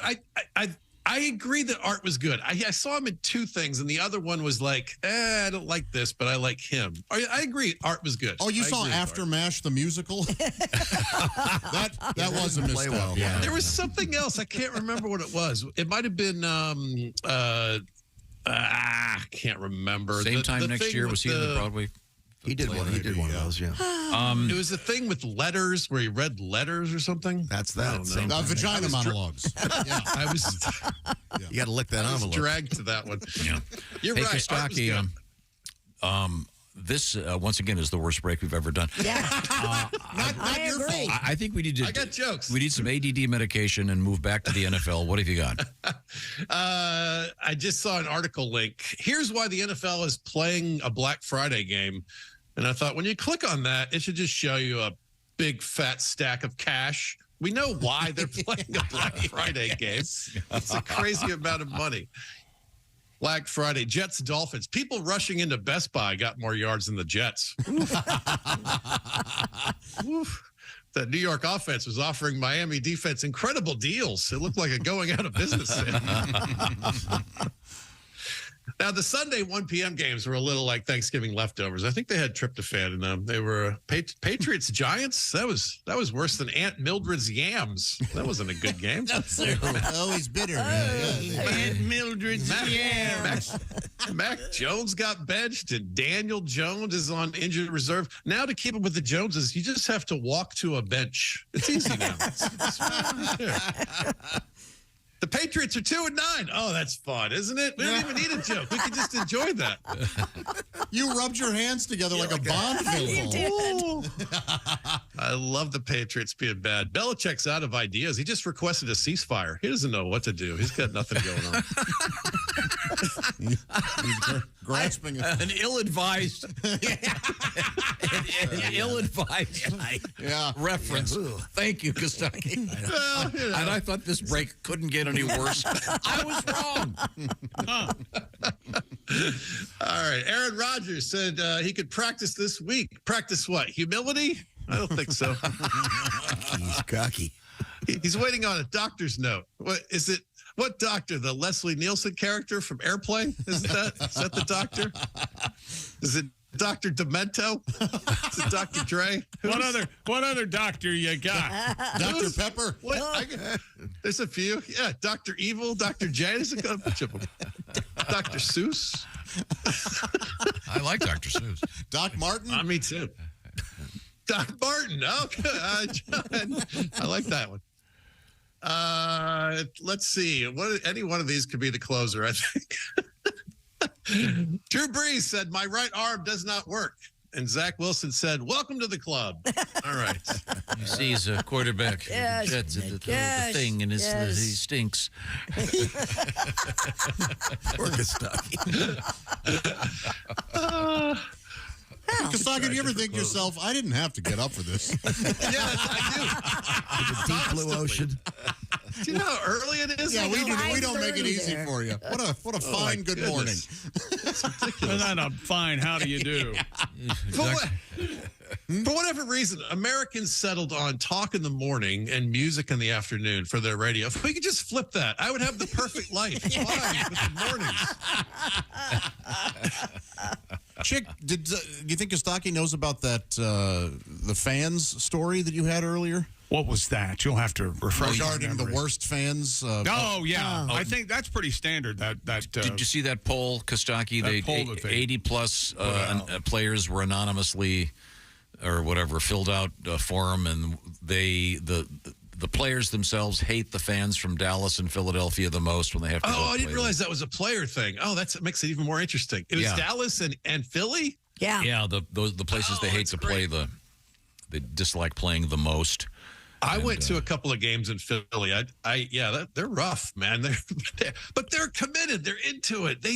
When I went, there was like a line to do the tailgate parking at like 7 in the morning for a 1 p.m. game. Oof. The people I was with cooked breakfast and let the grill cool down and then cooked lunch. I mean, they commit. They're out there forever. Yeah. They're drinking and running around. It's fun. Yeah, I don't know, but beating the crap out of people wearing the opposing team's jerseys. They're rough. You know, yeah, they're rough. They're a little bit of a blue collar vibe, and they're gritty. No, I think it's a bully vibe. You think? Dodgers fans look at him and go, "Hey, take it easy." Yeah, you're not an Eagles fan. That's why. You think it's right? Yeah, I think you're. It's not the working class part. It's the meanness to the other team part. Josh referenced the guy that was beaten to death in L.A. After a baseball. It was after a baseball. Goodness. I referenced Dodgers. I didn't really go into detail like that. You know how the bodies at Chavez Ravine, I think, buried it. It's not my fault. I'm just saying they're louts. They're jerks. I love the term louts. Louts? Yeah. I mean, it's just because they're being a loyal fan and being a jackass isn't the same thing. Right. Real quick, that's true. Agreed. Real quick, Kostaki, do you know who they voted the badass trash talker? Which team base? You mean? It was Detroit Lions safety C.J. Gardner-Johnson was voted the biggest trash talker in the NFL. Oh, the player. Oh, okay. Who used to be with the Eagles, I think. Oh. So there you go. So he knows from Trash Talk. That's tidy. Okay. Now, have we wrapped it up, Kostaki? That was very good. We ruined it. Yeah, I'm so sorry. Yeah, you were good. Andrew. If we could edit everything we said, You were especially very what good. I said, out of this break, it would be very good. I'll take a couple edits for me, too. Okay. Once again, Kostaki will Ceasefire? be Yeah. at the Boss Comedy Club, Fargo, Thursday, December 8th to December 9th. It's going to be the Boss Comedy Club in Sioux Falls, South Dakota. Once again, the weather is cold, but the comedy is hot. Yeah! Kostaki Economopoulos. Listen to that sizzle. See, that was thank you. That was a sizzle. Thank you for acknowledging. This has been a break where every single joke has to be supported by someone on the outside explaining why it was an attempt at being funny. Kostaki, never forget that my dead dad wanted to bang your ex. Okay, fine. Oh, my God. Please revive him. And he wanted her alive, by the way. Make that very clear. Okay. Tell him to come back and have her. Keep her busy. Oh. If you, all pro lines if you want to participate with Kostaki. All pro lines on your favorite social media platform. Thanks, Kostaki. Bye. Have a great day. See you, man. Go back to sleep. Okay. Sorry. Speaking of sleeping, the perfect segue once again. The Sleep Number smart bed is out there, of course. Ah, it's so smart. And So smart. this is really unbelievable. This is the best price ever. I'm talking. Let me give you a little bit of background by doing my quiz. Let's see, Christy Lee, your Sleep Number setting is what? 35, because I like my side of the bed to be on the soft side. What if your life changed drastically and you wanted a firm mattress? What would you do? I just hit a button and it goes all the way up to 100. That's my side, Tom. I like the 100. But so you wouldn't have to go buy a new mattress. No, I just And hit a then button. either side of the bed, your husband's side of the bed could be. It is 100. Aha. There you go. Uh-huh. There you go. So that's the beauty of the Sleep Number bed. They have perfected adjustable firmness. So it's like having 40 beds in one. Now, it doesn't take up that much room because it's the same size as whatever kind of bed you have. The point here is J.D. Power now ranks Sleep Number #1 in customer satisfaction with mattresses purchased in store. Get the details on J.D. Power. Don't believe me. Get the 2023 award information at jdpower.com/awards. There's a reason the Sleep Number bed is so great. And these beds are smart beds. They're going to help you choose your setting. For example, Josh Arnold is sitting right here. After a refreshing night of sleep, Josh, your determination via your Sleep Number bed for your sleep number is what? 65. 65, Your Honor. Yes. Thank you very much. Now, you can have whatever number you like. It's the you choose it number. And here's something really cool. Sleep Number's Cyber Week sale going on right now all the way through Monday. It's the all-new Queen Sleep Number C2 smart bed. Just $880, lowest price ever. And free home delivery when you add a base. Get the details. Once again, by going to sleepnumber.com/BT show. Thank you very much. I love my Sleep Number bed. Coming up, we've got a stolen car with a handwritten license plate. Well, that'll work. This is the Bob and Tom Show. Become a Bob and Tom VIP and get your Bob and Tom fix.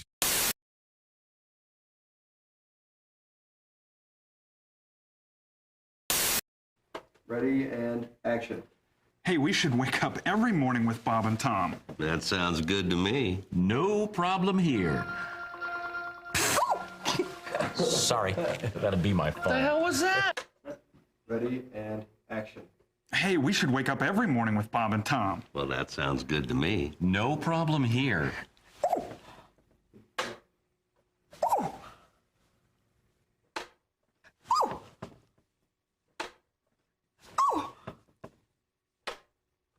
How's it going? Morning. Hey, hold on there, kid. I'm Bob. And I'm Tom. From the Bob and Tom Show. We thought we'd barge in. God. There's a new one. Hey, kid, hold on there. I'm Bob. And I'm Tom. From the Bob and Tom Show. We do a morning radio show here in town. Here's the deal. We thought we'd break into your house. Consarn it. Shoot. Darn it. Honey, I'm home. Oh, great. Fish again.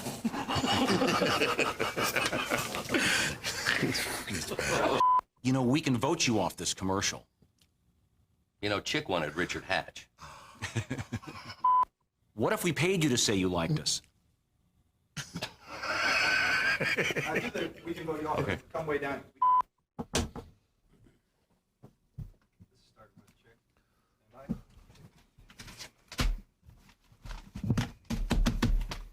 And now the news. Oh. You do sports. And now the sports.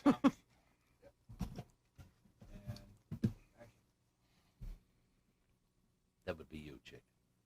Sports terms that sound dirty, but they're not. Oh, really? Ready? Mm-hmm. Coming in first place. Good. Palming the ball. Mm-hmm. Sorry. Taking it to the hole. Yeah. Just don't get your holes mixed up. Right. Ooh. Just don't get your holes messed up. Flip the card over. Flip the card over. I don't want it in my... I don't know if that's what they're looking for here. Don't fuck me in the ass. Jesus Christ. How many times have I heard that? Take two. A London homeowner who discovered 3 men trying to rob his house had no difficulty in describing one of the suspects. He had no legs. Ooh, usually in crime, it's the...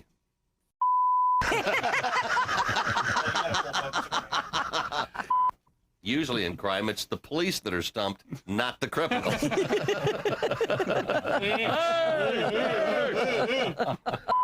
I know you guys probably aren't interested, but guess what I did this weekend? I don't know. I don't know. Did you impeach Bush?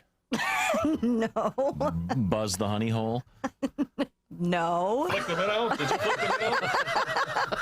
Flicking the old minnow? Flicking the minnow? Or did you impeach Clinton? Bailing out the gravy boat? Is that what you were doing? Finger the fountain? Sounds like a wonderful time, but no, I didn't do any of those things. Sorry. What a boring weekend. Yeah, Move on. I guess. Bounce the bearded clam? Did you attend the clam twiddling jamboree? That's it? That's what I did? Get to that or not. Yeah, I double dribbled. Tom did. I just took his only line.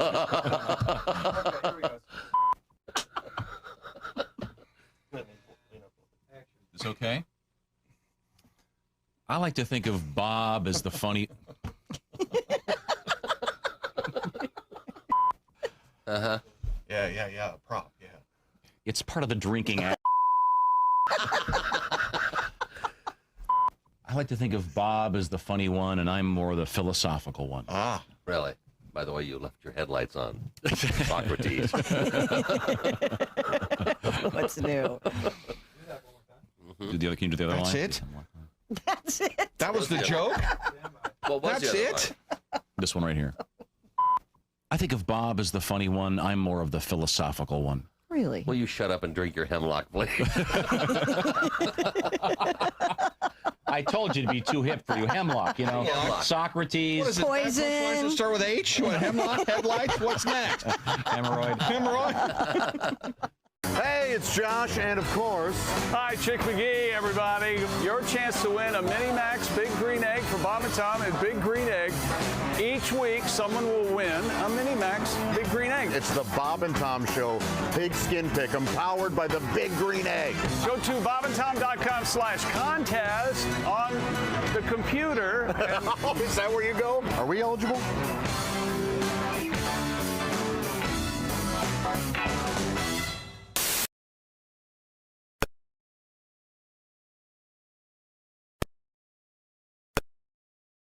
No, that's all right. I already did. Thanks for calling. Are we talking about the traditional? Thank you. Are we talking about intercourse the way the Bible intended? Or what are we talking about here? I, for one, am not going to sit here and listen to depravity. Could we have somebody screen these calls? Butt boy. We're all laughing over it. So I get on the plane to go up to do this movie, and sitting across from me, I didn't see him get on the plane because I was doing my own thing or whatever, is Ed McMahon. Oh, really? Yeah. And God bless him. Ed. Yeah, he's been on the show. He's been in here a couple times. I love him. He's great. I mean, he looks 107, but he's had a very, very admirable life and Marine, veteran, combat veteran. Exactly. So anyways, I'd done the show, as you mentioned, with he and Johnny many, many times. But I didn't realize he was on the plane, so we hadn't spoken. We hadn't even made eye contact. And 7 seconds into the flight, he's fast asleep. Mm-hmm. You know, God bless. But I couldn't resist. Uh-oh. I went up behind him. about 15 minutes into the flight when he was snoring, I went up behind him and into his ear I said, Ed, we're back. He's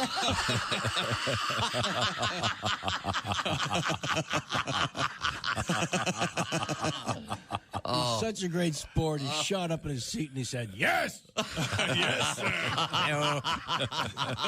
Hi-yo. Hi, this is Nick. Hey, welcome back to the Bob and Tom Show. I'm Chick McGee. And here's Tom Griswold. Say good morning. Two things to cheer you up, Chick. Okay. You mentioned that you had an unpleasant anniversary of your birth. Actually, what I said was the worst ever. Okay, very good. Yeah. Dear Chick, I, too, had a terrible birthday. Uh-oh. My birthday was November 25th, writes Rob.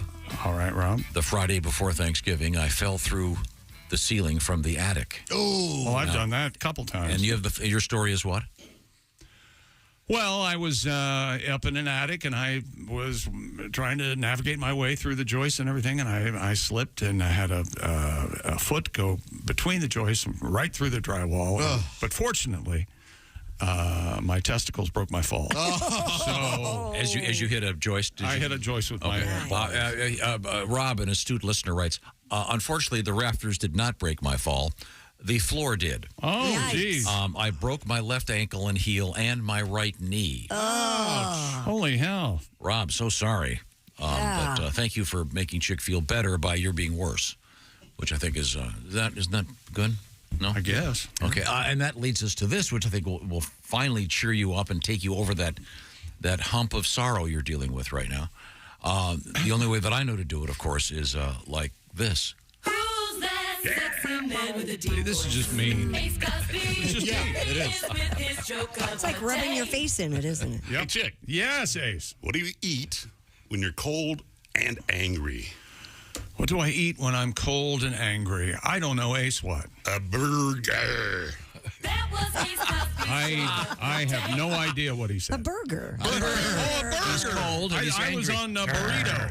Burrito. Didn't care for that burger, but you know whose burgers I do love? Omaha Steaks.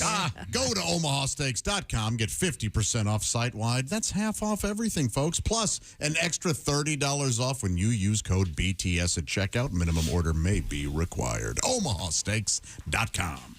I just realized this show could solve all of your holiday shopping issues. How's that? We often do. You go to Steven Singer Jewelers, get some nice diamonds. Yep. You go get yourself a Sleep Number bed, Yep. so you're both sleeping in comfort. You get some delicious Gardner's Wisconsin cheese. Oh, yeah.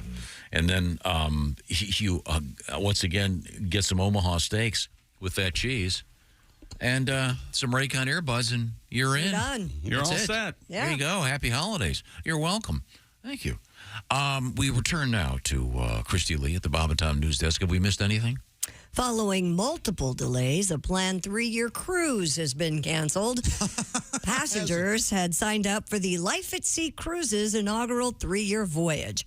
After weeks of silence, the company has acknowledged to passengers that it has no ship and has canceled the departure, vowing to refund those who'd signed up for cruises, costing up to hundreds of thousands of dollars. They have said, though, that people who were signed up for this will be treated to complimentary passes to the next Fire Festival.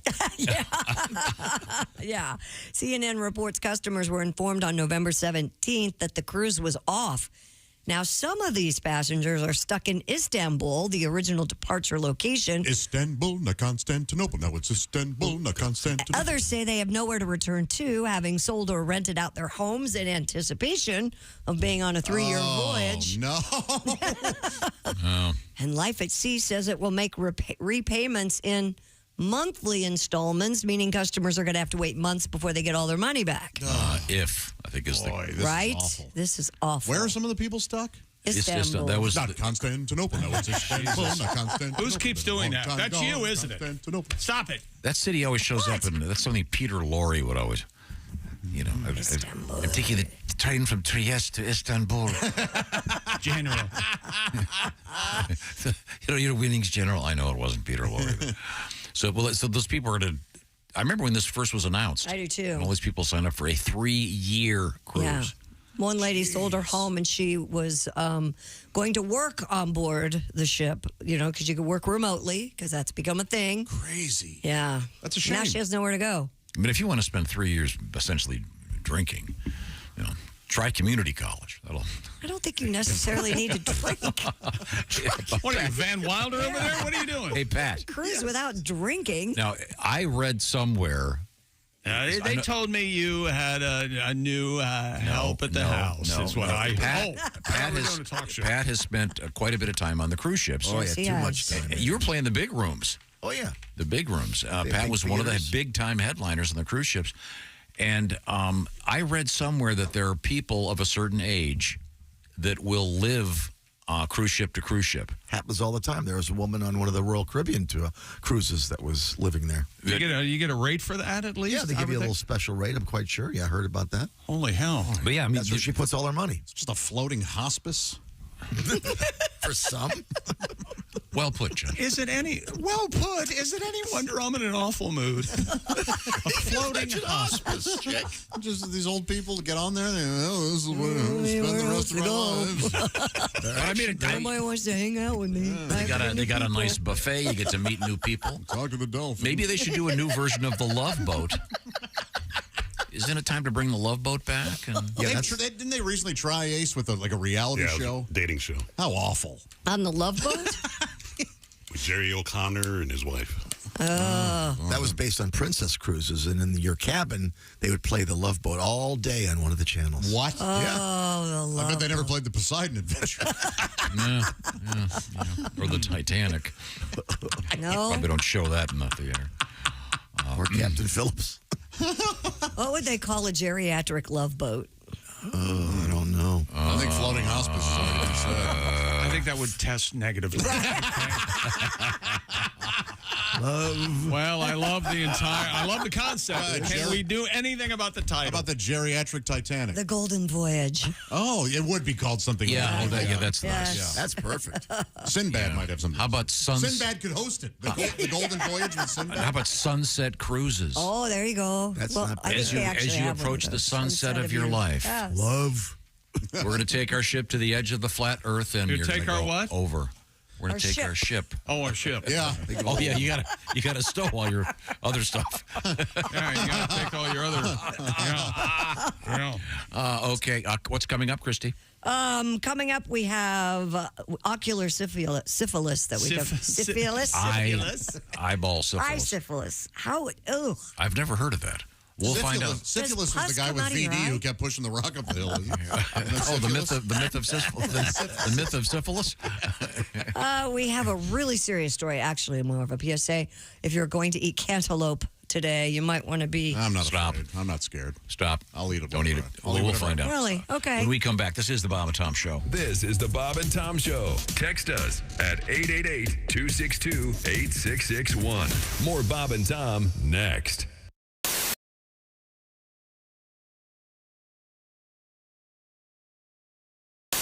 This is one of my favorite tunes, by the way. Tom's going to do one of his big hits. Oh, yeah. It is, actually. It's a huge hit. One of the better ones. Yeah, all set over there, Tom? I beg your pardon? Who are you speaking to? Oh.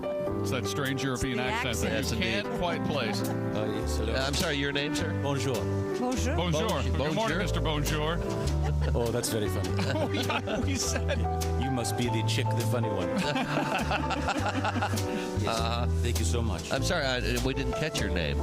I haven't thought of one yet. I see. It's Peter Merritt, isn't it? Or I think it is Peter Merritt. Peter Merritt. something Yes. like that? Yes. That would be very funny. He's the crappy artist, isn't he? Dick Merritt? Yeah. Ricardo Merritt. Yes. Ricardo Merritt. Excuse me, darling. I hate to interrupt you, but there's something I must tell you. I will sing for you now. In a minute. Let it come around. I will sing after the band comes around. It's the band's fault. If you find yourself in Holland, they'll say to you, how yaman? In France, they'll say, fermez la gueule. In Athens, you'll hear scarmont. In Berlin, it's Helden Sie the Schnauzer. In Jakarta, it's simply Bonkom. Let me translate for you, darling. Shut up. Shut up. Shut up.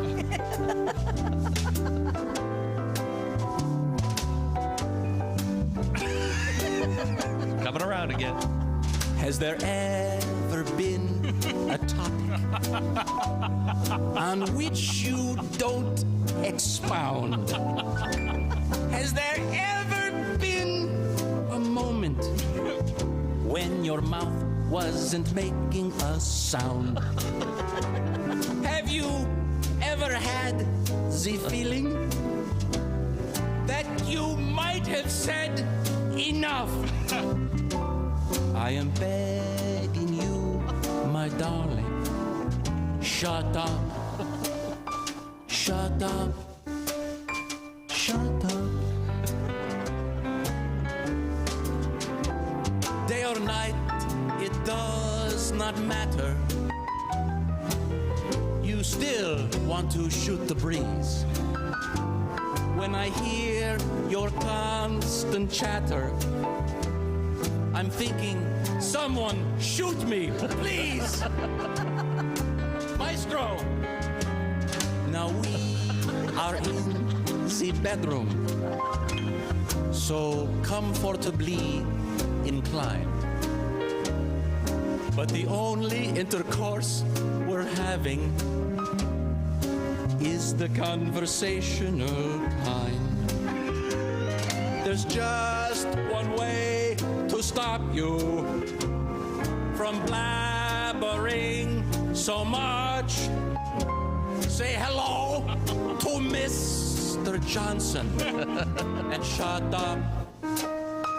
Shut up. Shut up. Shut up. Shut up. Bravo. Fermez la douche. Yes. Bonjour. Baird Chevalier. Baird Chevalier. Maurice Chevalieris.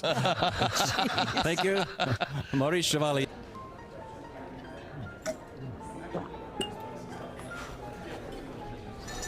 You took my breath away from the moment I first saw you. Will you marry me, Dolly? She said yes!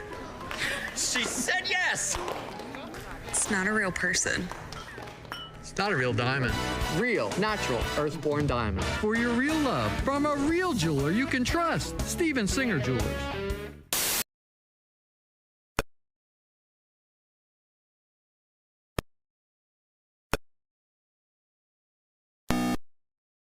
I got an aunt.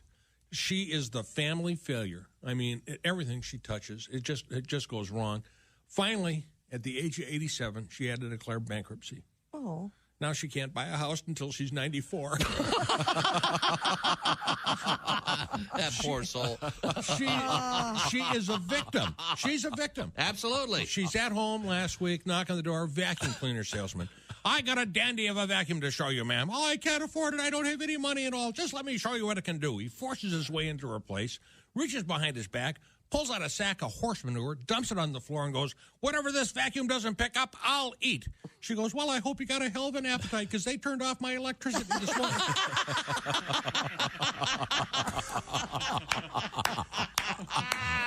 Comedian Geechee Guy has joined us in the interview loft. Geech? Hi. Hey. Hey. Geech is a tall man. You are originally a guy that gained a little bit of fame on Star Search back in the day. Yes, a little bit. You did not win, but you came very close. I didn't get too famous. I don't want to get too famous. I don't want to get so famous that the guy who shoots me gets famous. That's Good famous. point. That's right. That's very. That's, amen. I'm with you there. I got you.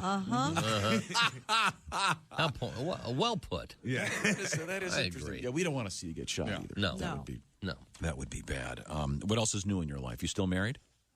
Yeah. Although my wife's on a cruise right now. Oh yeah. Yeah. Without you? Without me. Yeah, so that's okay. But I used to go How on a bunch with her. convenient. Yeah. Especially with her girlfriend from high school. Uh-huh. Well, that's nice. Steve. Yeah, exactly. And I'm uncomfortable. Yeah, I know. Wow. We all are. Okay. All right. His name isn't Steve Licker. They just called him that. You know you're too high when you're eating cereal naked and your girlfriend tells you to put some clothes on. You realize it's not your girlfriend. It's just a woman on a bus. That's how you know you're too high. Hi, this is Mike. Three friends to see the Stones. Welcome back to the Bob and Tom Show at the news desk. It's Christy Lee. Hey. That's Pat Godwin in the performance room. Hey, chick. There's Josh Arnold. Chick. He's at the I Hate Steven Singer sidekick chair. There's Ace Cosby. Howdy. I'm Chick McGee, and here's Tom Griswold. Well, thank you very much. We have, as you mentioned, Christy Lee at the news desk. You've been promoting this awful-sounding story about syphilis, specifically syphilis of the eyeball. Oh. Health officials have traced a cluster of mysterious eye syphilis cause all the way back to one guy. Really? Yeah. Ocular syphilis. I can't say syphilis today. The report published by the Centers for Disease Control in Michigan identified the ocular syphilis case in 2022. 5 reported cases among women, all of whom had the same male sexual partner. Oh, there was no additional transmission of syphilis after the man was treated for his eye syphilis, by the way, and all the patients were hospitalized and treated. Pus-eyed Jim. Yeah. I love that song. With intravenous If it hadn't been for Pus-eyed Jim. Take Superman's cape. If you're getting eye syphilis, aren't you doing it wrong? I would think so. I would have thought the only person who could get this was Marty Feldman. How do you get your eye in there? What are you doing? Yeah, what are you doing to get the old eye syph? Man, Well, I'd never heard of this before. I'm sorry I did. Me too. Maybe you get it on your fingers, then you rub it, you scratch your eye or something. You can get cockeyed. What? Are you going to have sex with a guy with pussy eyes? No. Well, I know. Is it pronounced pussy? I don't think it started. I don't think it started out that way. Probably. You don't think? Yeah. No, it just gravitated to the eye. I would think. Yeah, you would. But 5 women. Oh. First of all, this guy gets around. Yeah, well done, does. sir. Yeah. Talk about your pink eye. No, this is green-eyed. Sorry. You keep pitching them, Butch. I like both. I'm going to hit one I like both those. Both those, Pat. Those are very funny. Wow, that's disgusting. Now we've created a PBS special about this. Oh, we really? did? Is that yes, right? Yes. Do you want to start? What? Oh, the I Claudius. Oh, yes, I'm sorry. I Claudius. I syphilis. No, you Claudius. I syphilis. Okay, yes, there's a joke there somewhere. Sorry, yeah. Also, from the FDA, they've expanded their cantaloupe recall after the number of salmonella infections more than doubled this week. Nearly 100 people in 32 states have gotten sick, with Arizona, Missouri, Minnesota, Wisconsin, and Ohio having the highest number of cases. Yikes. The FDA's original recall included Militia brand whole cantaloupe, Vineyard brand pre-cut cantaloupe, as well as Aldi whole cantaloupe and pre-cut fruit products. Ruby brand whole cantaloupes, Freshness Guaranteed brand, and Racetrack brand pre-cut cantaloupes have since joined the list. Anyone who bought the recalled fruit should throw them away and wash surfaces that touch them with hot soapy water. There have been 2 deaths and 45 hospitalizations due to the salmonella. Oh, wow. You can die from cantaloupe? Apparently. Well, yeah. How about that? Cantaloupe. Oh, you mean the wedding that was canceled? Yeah, cantaloupe. The cantaloupe. Very good. Can you still listen to Us Three's Cantaloupe? Man, I love that song. I do too. Yeah, it's a good one. I don't think I'm familiar with that Ladies and gentlemen, we're here at the Bluebird. What's she say? Ladies and gentlemen, thank you very much. I think I have that, actually. Really? Yeah. What is it? I don't know. I'm not. You might recognize it. It's Cantaloupe Flip Fantasia. Yeah. Dip, trip, flip Fantasia. It's like you're talking Japanese right now to me. I don't know what you're saying. No, it's still not there. Still not there, Ace. New Zealand's new government scrapping plans for a smoking ban. Oh. Last year, the country's lawmakers approved legislation to ban tobacco sales to anyone born after 2008, limit the amount of addictive nicotine in cigarettes, and slashed the number of tobacco retailers from 6,000 to 600.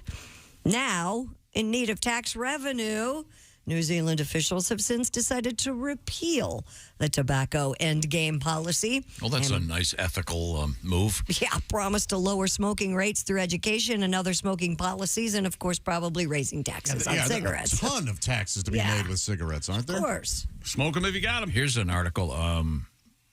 Guess what a pack of smokes cost in New Zealand? In American dollars. $15. 20.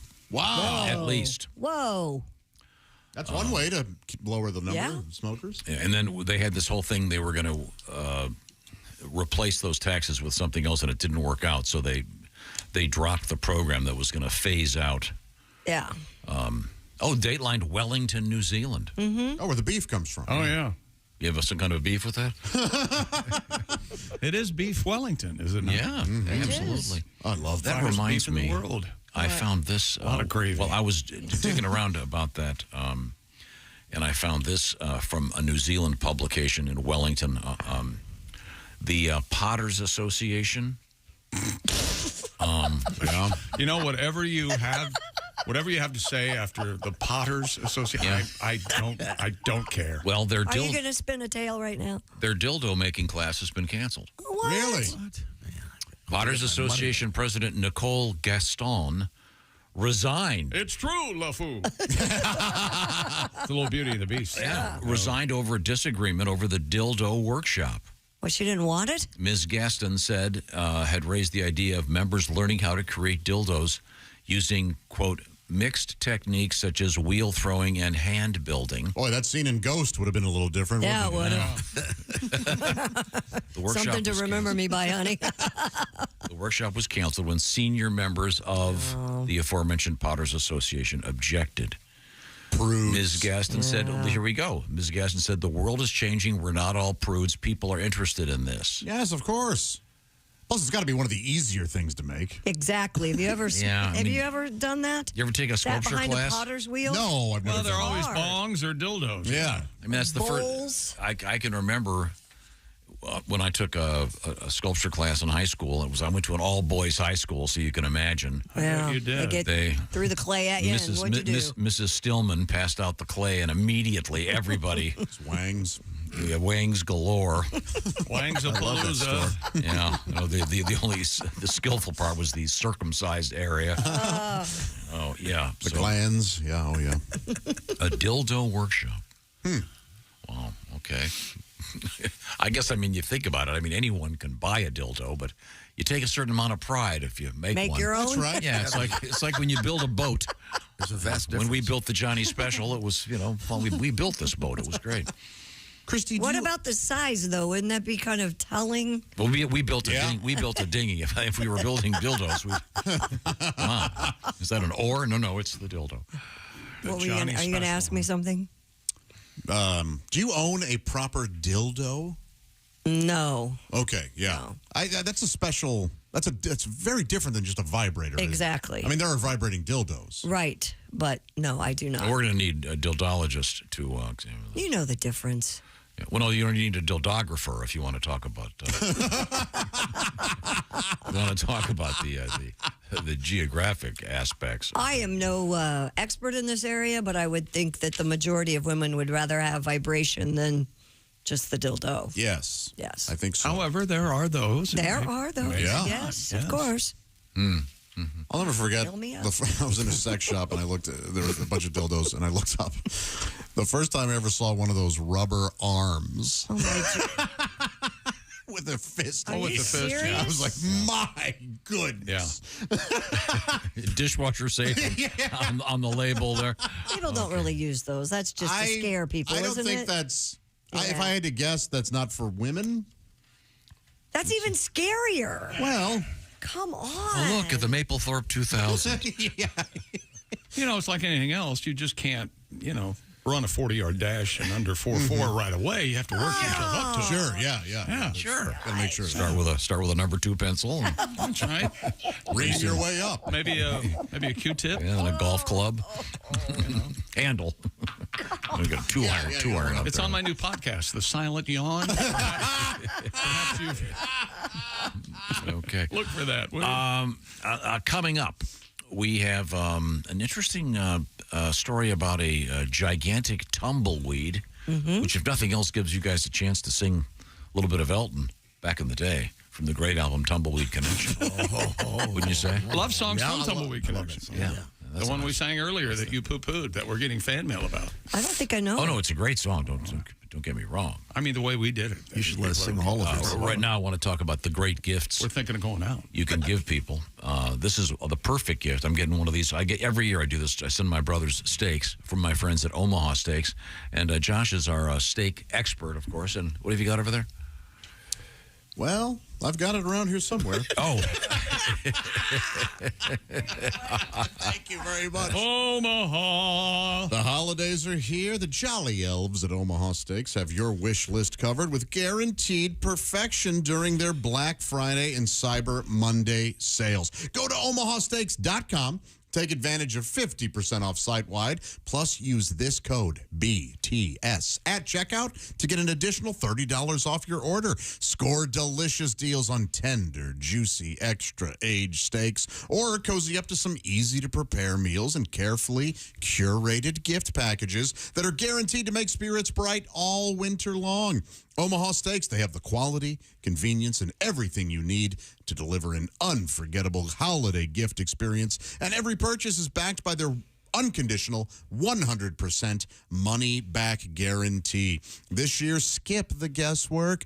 Bring joy to their world with gourmet gifts from Omaha Steaks. When you shop their sales, you'll find delicious deals on gifts that are guaranteed to make spirits bright with 50% off site-wide. That's half off everything, my friends. Plus, you'll save an extra $30 when you use promo code BTS at checkout. I tell you what, don't skimp on the desserts when you order from them. Those caramel apple tartlets are a perfect way to cap off any winter's eve. Simply go to omahasteaks.com. Save big for the big sales they have going on, 50% off site-wide. Minimum purchase may be required. Visit omahasteaks.com for details. You know what Santa's favorite is? What's that? Their lasagna. Really? Yes. Nice hot lasagna in the winter. Oh, comes down the chimney. Tasty. Yeah. Coming up, we have a gigantic thing in the news. It's huge. Oh, my. Gigantic. One of a kind when we come back. This is the Bob and Tom Show. Essential Morning Radio.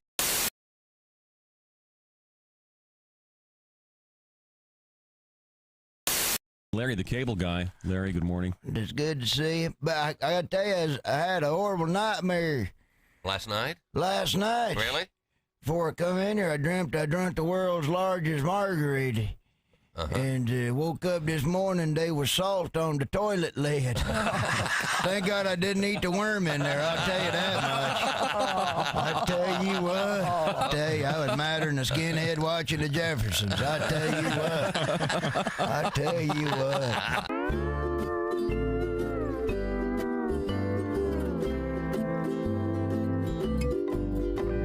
I play my ukulele like I'm playing with my baby. I finger and I pluck her. I love to play an island song. So won't you play along? My Honolulu baby likes to play my ukulele. She strums it and she hums it. She loves to sing an island song. So won't you sing along?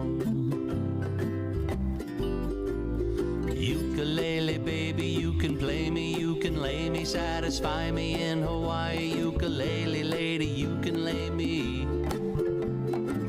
My ukulele baby. Ukulele baby, licky licky on my wiki. Wanna lay you in Waimea. Ukulele lady, you can lay me. My ukulele baby.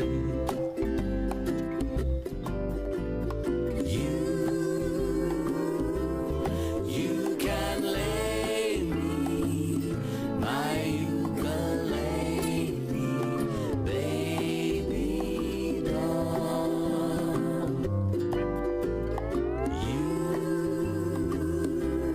You can lay me,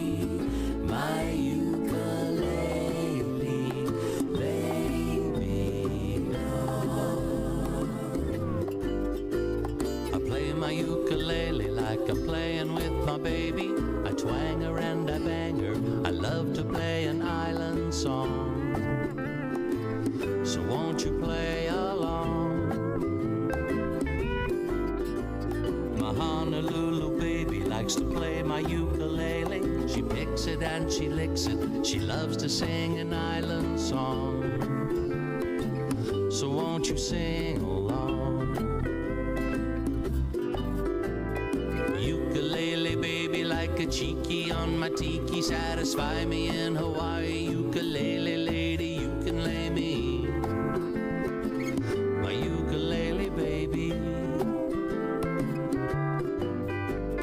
Ukulele baby, rub your knocker with sunblock. I wanna lay you in Waimea. Ukulele lady, you can lay me. My ukulele baby.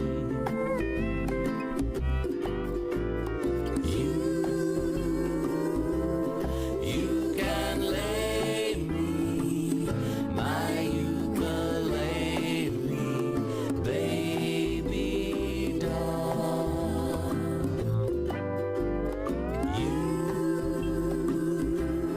You can lay me, my ukulele baby doll.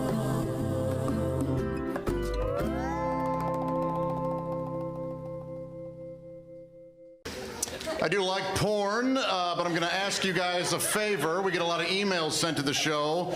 You can stop sending me porn clips, okay? Thanks, but no thanks. I appreciate it, but I'll be honest, I want to find my own porn, okay? T-Rex doesn't want to be fed. T-Rex wants to hunt. That's...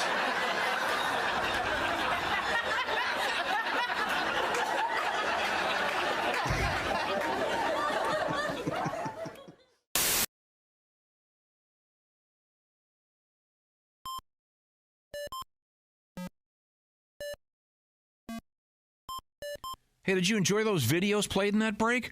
Check out the Bob and Tom YouTube playlist for more great stuff.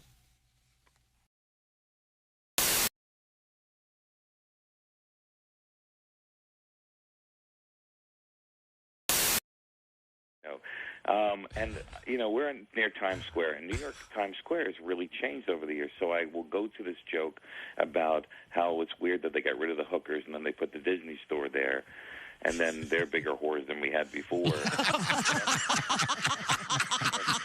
for a sweatshirt, you're getting screwed. You know, so that's always the...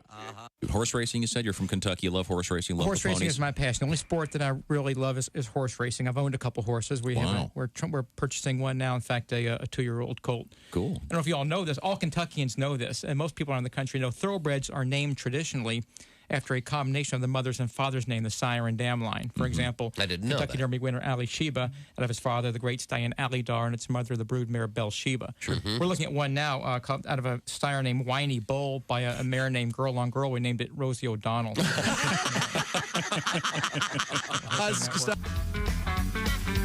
Hey, welcome back to the Bob and Tom Show. There's Tom over there looking off as if I was just he's been studying. startled. What are you studying? Some interesting things in the world of news. Radio show. Oh, Radio really? Yeah. Goings on around the world? Yeah, there's a couple of things that have been bothering me lately, and Such as? Spill it, string bean. Oh, for example, we had the story yesterday about the wild pigs in Canada that are they're causing huge problems. Oh, yes. In 3 provinces, whatever you call their fake states. And Super pigs is what they call them. The super in pigs Alberta, Saskatchewan, and Manitoba. I mean, and the hippos in South America. And yeah. We have some very fine hunters out there. Let these ladies and gents get out there with their weapons and shoot these things. It's ridiculous. I bet they'd love to in Canada. Absolutely. Well, they should love to everywhere. We don't need I these, know what you these mean, but- invasive species. Yeah. Hunting the hippos, though, that seems a little cruel to me for some reason. They're going to ruin, they're going to be 10,000 of them in 15 years. Yeah, but where is it? In Colombia. It's already gone to hell. Who cares? Oh, really? Oh, that's your attitude? Okay. Okie doke. As the snakes take over Miami? I'm just saying. But it reminded me of this story. A Nebraska woman bagged a marriage proposal Oh, yeah. Shortly after killing a big buck on a hunting trip. No kidding. While hunting together in an area south of Lincoln, Samantha. Marry me. Oh, this is tough. Clunt? Josh. Wow. Is it clunt? What's wrong with you? If it's clunt, you can tell us. I'm just asking. What is That's the name you pull out of the air. Is it clunt? It is not Klunt. It is not. It's. Is it Clyde? Is it Clyde? It's a difficult one to pronounce. Is it It's Clussy? Samantha Kamenzind. Oh, so it wasn't like filthy at all. No. Yeah, sorry, I was way No. Kamenzind. Her boyfriend, Doesn't sound like Steve. Clunt at Penis boyfriend. glands? Oh. Steve Kagina. Oh, hell yeah. Well, that reminds me. I imagine he's taking her name. Well, that's a weird Boyfriend name. Cole Buras gave her the first shot at a giant buck they spotted on a trail camera. He then surprised her by popping the question in the middle of the photo shoot with their prize trophy. Wow. That's romantic. Isn't it? Well, it's kind of. Yeah, it is. No, is I kinda saw the cool. story. It's very sweet. There you go. They're both hunters. That's what they like. That is very sweet. So it's Very sweet. I have a lot of respect for hunters. Anything to keep them away from my car is fine with me. yeah, because the deer are winning. Yeah. Boy, they are. Man. So that's kind of a fun story, but I'm just saying, let's go after those wild pigs and the hippos, and they're going to be spending millions of dollars keeping the tree huggers happy when it comes to the hippos. So. Well, they literally are taking these hippos. I love the way you danced around everything until you tried to just use the word tree huggers. Here we are. Yeah. It's a bunch of, I watched this nature special one time. Did you know that at one point they introduced these giant bullfrogs and these toads into the American West?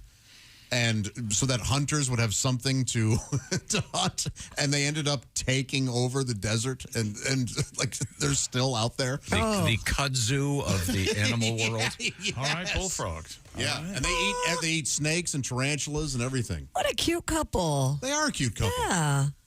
It's very sweet. That is a nice buck. It is a nice little buck. If you give a buck. Anyone want to do a quick honeymoon joke? It's just lying there waiting for you. Well, maybe they'll do. I wonder if they'll do something cool for the wedding, like do camo bridesmaid dresses or something. Mossy oak. You laugh, they have them. That'll be fun. They Yeah. should do that. They're both hunters. It's good for them. On a different note, we were discussing cruise ships because we had the story about a year ago about this cruise line that was going to do a 3-year cruise, and people had paid lots of money for it. Right. A 3-year cruise. Even though a bunch of people were ready to leave from Istanbul next week, they've canceled the cruise. It was kind of a big deal. But I was asking Pat about the fact that you were telling me off the air that when you were doing the cruise ships and doing the big clubs and the cruise ships, there would be people who would really live on the ship. Yeah. One woman I met. They'd go out every week. They'd stay in the... About 75. Stay on the ship the whole She time. loved it. It's a nice life. Did all the imagine. shows, went to all the dinners, did all the dances. And then someone suggested that perhaps there should be a... An elderly person's cruise. Yeah, and we received this nice letter. Did she resemble an old valise? She had the skin of a crocodile. Yeah. The sun. We were trying to name the cruise ship because we came up with what, Sunset Cruises? Golden Voyage. Yeah, I think this is the better one. This is from Edward. He writes, the cruise ship should be called Flatline. Oh. Wow. Yeah. The flat line. You've got the Cunard line, and the flat line. Thank you, Edward. I certainly appreciate you. I've always wanted to take an Alaskan cruise. Those Would are anybody fun. like to go on one of those with me? I'm starting to lean that way. I never It's wanted amazing. to, but everyone I've talked to has loved Yeah, all the comedians that do all the cruises, they get kind of bored with the Caribbean But Alaska, wow. But Alaska, they all say the same thing. It's amazing. Oh, it. I'm going on my first big cruise. Really? Yeah. Where are you going to? Our honeymoon cruise. Oh, nice. If the ships that are knocking don't bother. Next summer, Somebody's causing waves. I'm going to add a week to our vacation, and we're going to cruise. Where are you going? cool. Greece? We're going from Barcelona to Rome. But it's going to be You can do that in a small car. stops. Yeah, I know. In fact, maybe easier? It is. Just a few hours. To stop in Italy, get some great food. We get to stop a few stops in Spain What and are in you- France and what are in you- Italy. What are you doing? Why did I say that out loud? Why are you sharing this? Why did I say that You knew what out he was loud? going to say. Yeah, sorry. That's great. You know, if you take an Alaskan cruise, you can shoot a polar bear in your pajamas. Is that right? How did that polar bear get in my pajamas? I'll never know. I'll tell you that. That's good to know. Yeah. I want to slaughter a narwhal. Yeah. Don't. Take that horn and I hang it didn't on my even know wall. a narwhal existed till the movie Elf. Isn't it crazy? Yes. Yeah. I thought it was a made-up character. Makes perfect sense because they have to pierce the ice or Sure. whatever. Yeah. Goodbye, Norwal. Man, is that a funny movie? Hope you find your Elf. dad. Oh, you guys enjoy the elf? I enjoy it. Oh, man. The He's whole, real the big. whole premise I find. Oh, you just like the hilarious. conceit? Oh, yeah. Real tall, but he's an elf. I get it. Yeah, Hope he's you actual find your dad, normal buddy. human being. Grown man And an elf, a who community loves elf. candy and stuff. Man, doesn't I he? mean, Yeah. likes sweets. Likes the Oh, sweets. that is Got a laugh. sweet tooth. What Laugh is your right. favorite holiday movie? I don't have one. Yeah, you do. You must have something. Silent Night, Deadly Night. Thanksgiving, question mark? Here we go. This is interesting. I bet it is. We still have some news over here.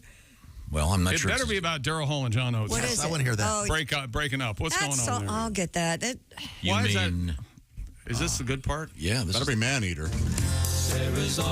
That's John. This is John singing. Wait a minute. Greatest. Yeah.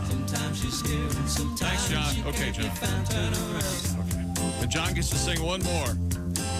Yeah. Now, see if you can tell when Daryl comes in. Okay? I know I gotta find her a place she can push her toes around. She needs a place where she can lounge and wear You mean he can do that? Yeah.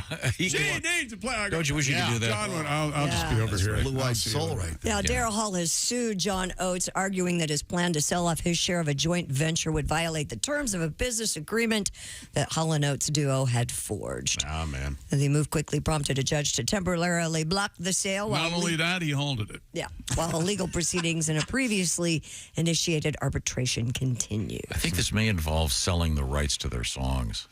I think they don't own half and half. I think someone owns another portion. So if one of them were to sell his, he wouldn't have a vote as to where they'd end up. So you'd hear like "She's Gone" for some toilet bowl cleaner, Yeah. which I don't really want to hear. Well, You want to hear that? I wouldn't mind it. She's gone. No. Down the bowl. Yeah, no. I don't want to hear that. I wanna Better hear learn my- how to flush Yeah, it. but you're right. According to the Hollywood Better Reporter, learn how to flush it. This is exactly why this comes. Bird's gone. Oh, don't do that to one of my favorite songs. But yeah, the Hollywood Reporter said that's exactly what it is. Is It's that all what it about, is? Yeah, Yeah, it's okay. about Big their selling turd. their catalog. What? What was that, Pat? You're a big turd, and you're going nowhere. She just Instead of writes "You're a herself. bitch girl." Well, the bitch song could be used for almost anything, any cleaner. Yeah. Oh, look at that tomato stand. It's a bitch girl, but you. Boy, you really got flamboyant on that. Yeah, he did. Really moving I was having. You unconsciously really sold that. Yeah. It's okay. You're among It's almost friends. like flouncing came naturally. As you were mincing across the room. You know, I wash so many dishes over Thanksgiving. My hands are raw. Yeah, I got that too. You have dishpan hands, as they used to say. Do you wear gloves? You know what you should do? You should slather a bunch of lotion on them and put white gloves on and sleep in them. And then tomorrow you wake up. Yeah, I'll do that. And then what I'll do is I'll wake up, jump out of the bed naked, and go, "Hey, baby, look at me. I've got white gloves on. I'm just telling shoot you. me. Shoot me. If you want to get rid of it. I don't like having greasy I don't even like having, as you know. You don't put lotion on your I don't hands? like fabric softener. I don't want my fingers I greasy. can't stand lotion on my hands. Really? I know. Same and here. I hate it. I have to use it sometimes. I just That don't seems unbelievable. I need the friction. Okay. I'm sorry. Okay. What happens in the middle of the winter when does it get all cracked? That's what Crazy Glue's for. Yeah. Ugh, no. Yeah, I already did it. I've got Crazy Glue right here this morning. Police in California have arrested a woman who was caught with a handwritten fake license plate on the back of a stolen car. The Benicia Police Department said an officer was on patrol when what? I think it might have been, it's Benicia. Benicia? Instead of Valencia? Yeah. Is it okay? Was on patrol when he spotted the, quote, beautifully handwritten license plate on the car. A check on the vehicle showed it was reported stolen out of Alameda. The 38-year-old driver was arrested on charges of possession of a stolen vehicle and unlawful paraphernalia. The fact that they describe it, it is whatever Benencia is the name. Benencia. Because I'm looking at the sheriff's report. The fact that they describe it as being beautifully handwritten, that's kind of nice. Yeah. Of course, if she ends up in prison, she may be making real license plates real soon. There's still a few places where the prisoners make license plates. Is that true? I don't know. Yes. Really? There are some, not all, but that's always made sense to me. Me too. Yeah. Put them to work. I think if I were in prison, I might like to. Wouldn't Have a you want job. a job? Sure. Not all of them are. Not all of them are stamped, right? Are there any license plates that are still stamped? Right, You know what I mean? like you can actually feel the that are raised. raised. Yeah. I I hope so. I know ours aren't. yeah. No, they're not. If anyone is listening that is currently in prison making plates, I have a question. This is a legitimate question. Yeah. When the warden or whatever, when they're not looking, you know for a fact that these guys are going to print some fake vanity plates. I don't know. They're in prison. They might get in trouble. Lots of trouble. But how funny would it be? Well, but hey, look, Spike, I got you a gift Christmas present. It's your own vanity plate. Is it worth another 3 months? Are you willing to spend a month in the hole for a joke? If it's a good enough Are you joke, trying to tell me that you haven't stood somewhere and seen something that would be funny? Go, how much does this cost? Is this a $12 joke? I know you have. Right. So you wouldn't What spend. would your joke license plate say to Spike? I don't know. You got to be careful, too. I mean, it might be a little love note. It could be it could be whatever works. I'm not in that situation. I don't know what would be fun. Drop D soap, that kind of thing. Yeah, there you go. Yeah. You see, this lady had a handwritten license plate. I would have let her go. I'd have been like, ma'am, this is so brazen and ridiculous. Maybe you shouldn't have had a vanity plate that said, not stolen. That's what gave it away. Yeah, if the car wasn't stolen, it might be, she might have gotten away on a warning, but yeah. I'm done with my license, but I'm not renewing ever again or anything. I'm not. Really? I'm out. Yeah? Really? I'm just, See leave me how alone. long you'll go before they notice? Leave me be. Yeah. Just leave me be. There's a girl in our parking lot that's still on 2020. Are you serious? Serious, yeah. Ooh. In which parking lot? My parking lot. Oh, at your apartment, not here. You spend a lot of time in that parking lot, don't you? Yeah, I live there. You should give her an ultimatum. No, hey, I'm going to call the cops. You know what I mean. I love a parking lot. He loves a parking lot. Oh, he does. Yeah, he's a real dirtbag. You give him a choice between a bed and a parking lot. He'll take the parking lot. Every time. Every time. Yep. A tumbleweed the size of a car, speaking of parking lots, was spotted tumbling down a California highway. Amarina! All right, now this is terrifying. The internet has made it famous. The size of a car. Right. Uh-huh. I'm telling you, Artie, it was the size of a car. I'm not kidding. A brief clip of the giant bundle of brush was posted to social media where it can be seen bouncing down the 4-lane road. The tumbleweed garnered comparisons to a giant hairball, untamed belly It is as lint. big as Fifi's bush. You got to isolate that. Jacques, please. Did you see they had a bottle? Yes, Jacques. But That tumbleweed, it's as big as Fifi's bush. No, you cannot. We don't want to be... Remember when It makes Maria Schneider look like she's naked. Maria Schneider. Is she the girl from I don't know. Last Tango in Paris. Oh. Yes. Her suit. I'm surprised Brando could get in there to find it. Well, technically, he didn't find it. So found it, I think. Yeah. Tangled up again. Yikes. So it's a gigantic tumbleweed. Gigantic. As big as a car. Big as a car. They say. And wouldn't you You say... don't believe it. You want me to show it to you? I'll show it to you. You know, there are people who work at news services just like the people who work here. They don't give a damn. Tell them it's a giant tumbleweed. Yeah, as big as a car. Yeah. Big as a steamship? No, it's too big. That's too big. Don't be silly. They won't buy that. Well, what kind of a car? How about a car? Big Just as say car. Import? No, Van? just car. No, car. Car. Big as a canned ham. Yeah. Isn't Tumbleweed Connection one of your favorite Elton John albums? Probably. It's pretty Oh, my big. God, that's big as a car. Yeah, it sure is. It's monstrous. How did that form? Now I'm intrigued. Do you think it's natural? Or do you think it's like a bunch of frat guys went out and said, we're going to throw these together and make a tumbleweed the size of a car? I think they're natural. What a weird thing they are. Where's it from? Valencia? What is it? Valencia. California. This may make Chick feel a little bit better about life, I think. Oh, sorry. Christmas in jail. Christmas in not jail. that one, this one. Oh. What happened to it? Oh, my What happened? Well, we lost our hearing, so we Okay. don't know. Is this the one? Oh, here you go. Yeah. I'll grant it. Before it becomes mono, it's not real listenable. I'll tell you that. Yeah, I forgot they did that. Yeah, we're just getting it in the right channel.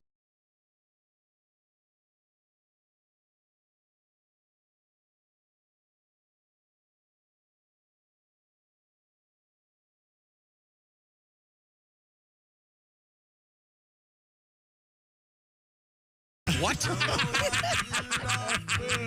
Is that Davy Johnson on guitar? Yeah. It's so If you beautiful. know what I mean. Okay, Written by Leslie Duncan. I love actually, that. not Bernie Taupin. That explains why you like that one. That is a beautiful song. It sure is. You know what would make that better? Listening to your Raycon earbuds and a little tumbleweed. That's right. And this is from Troy.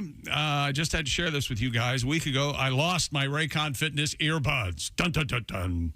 Well, I loved them so much, I would not stop looking for them, but I also was torn. So I ordered a new pair, but kept looking. Well, sure enough, right after I ordered the new pair, I found both earbuds are separated from each other in the laundry. I finally found them. After a week, they'd gone missing. I found them. They went through a wash and dry cycle, still work like brand new. And the even better news is now I've got two pair. If they didn't already, Raycon just earned a customer for life, and I now have a backup pair when I, of course, will do something stupid again and lose this other pair. So thank you very much, Troy. We appreciate it. Raycon is known for high quality, thoughtful features, half the price of other premium tech brands, and from earbuds to Raycon Home and Raycon Power Tech and that cable that Tom's going to get, the Magic 180. So go to buyraycon.com/Tom now and get 15% off your entire Raycon order. Perfect for last-minute gifts or to ring in the new year. Somebody ring in the new year.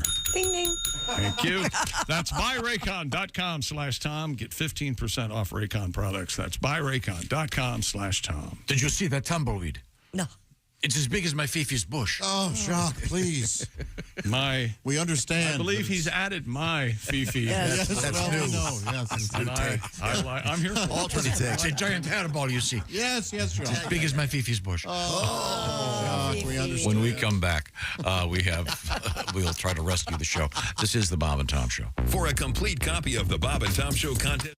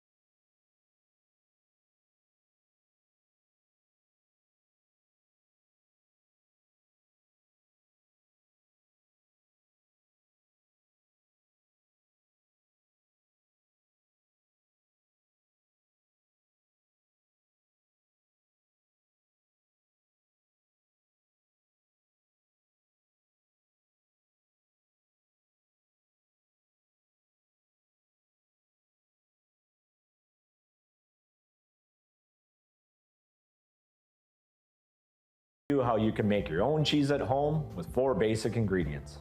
If you're one of those weirdos that got into bread making during COVID, this would be a piece of cheesecake for you. Since our 8-year-old super sharp cheddar is one of our most popular products, we're going to use this one as an example. Step number 1, start 8 years ago. Pretty simple. Step number 2, have access to the top 1% of high quality milk in the United States. Easy peasy. Step number 3, break out your highly sterile 9,000 gallon cheese vat. Okay, cut. Kai, this doesn't seem like a simple at-home DIY. Who's going to be able to do this from home? I'm just trying to explain to everybody the simple steps to making high quality sharp cheddar. Okay, we're going to have to cut. Well, but I haven't even gotten to the aging process yet. Are you freaking kidding me? Who the hell let this cheese hole in the door here? This is freaking bull crap. Goddamn, shove it up his derriere. I'm the cheese king. Guy wouldn't know what teeth to slap him in the face. This is utterly ridiculous. Okay, you're reading insults off of a sheet of paper. Okay, great. Cheddar days great. are coming, my.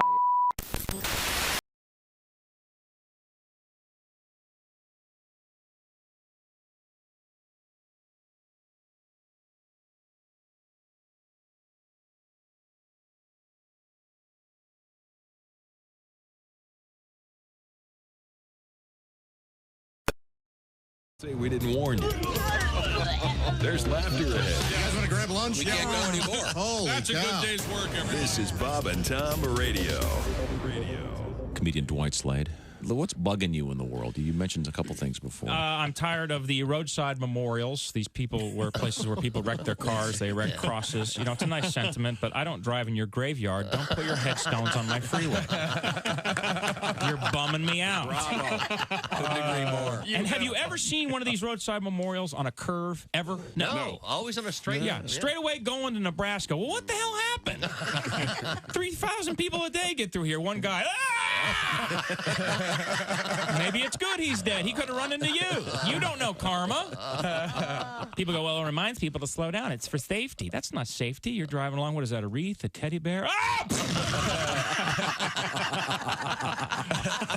I am so there with you. That is brilliant.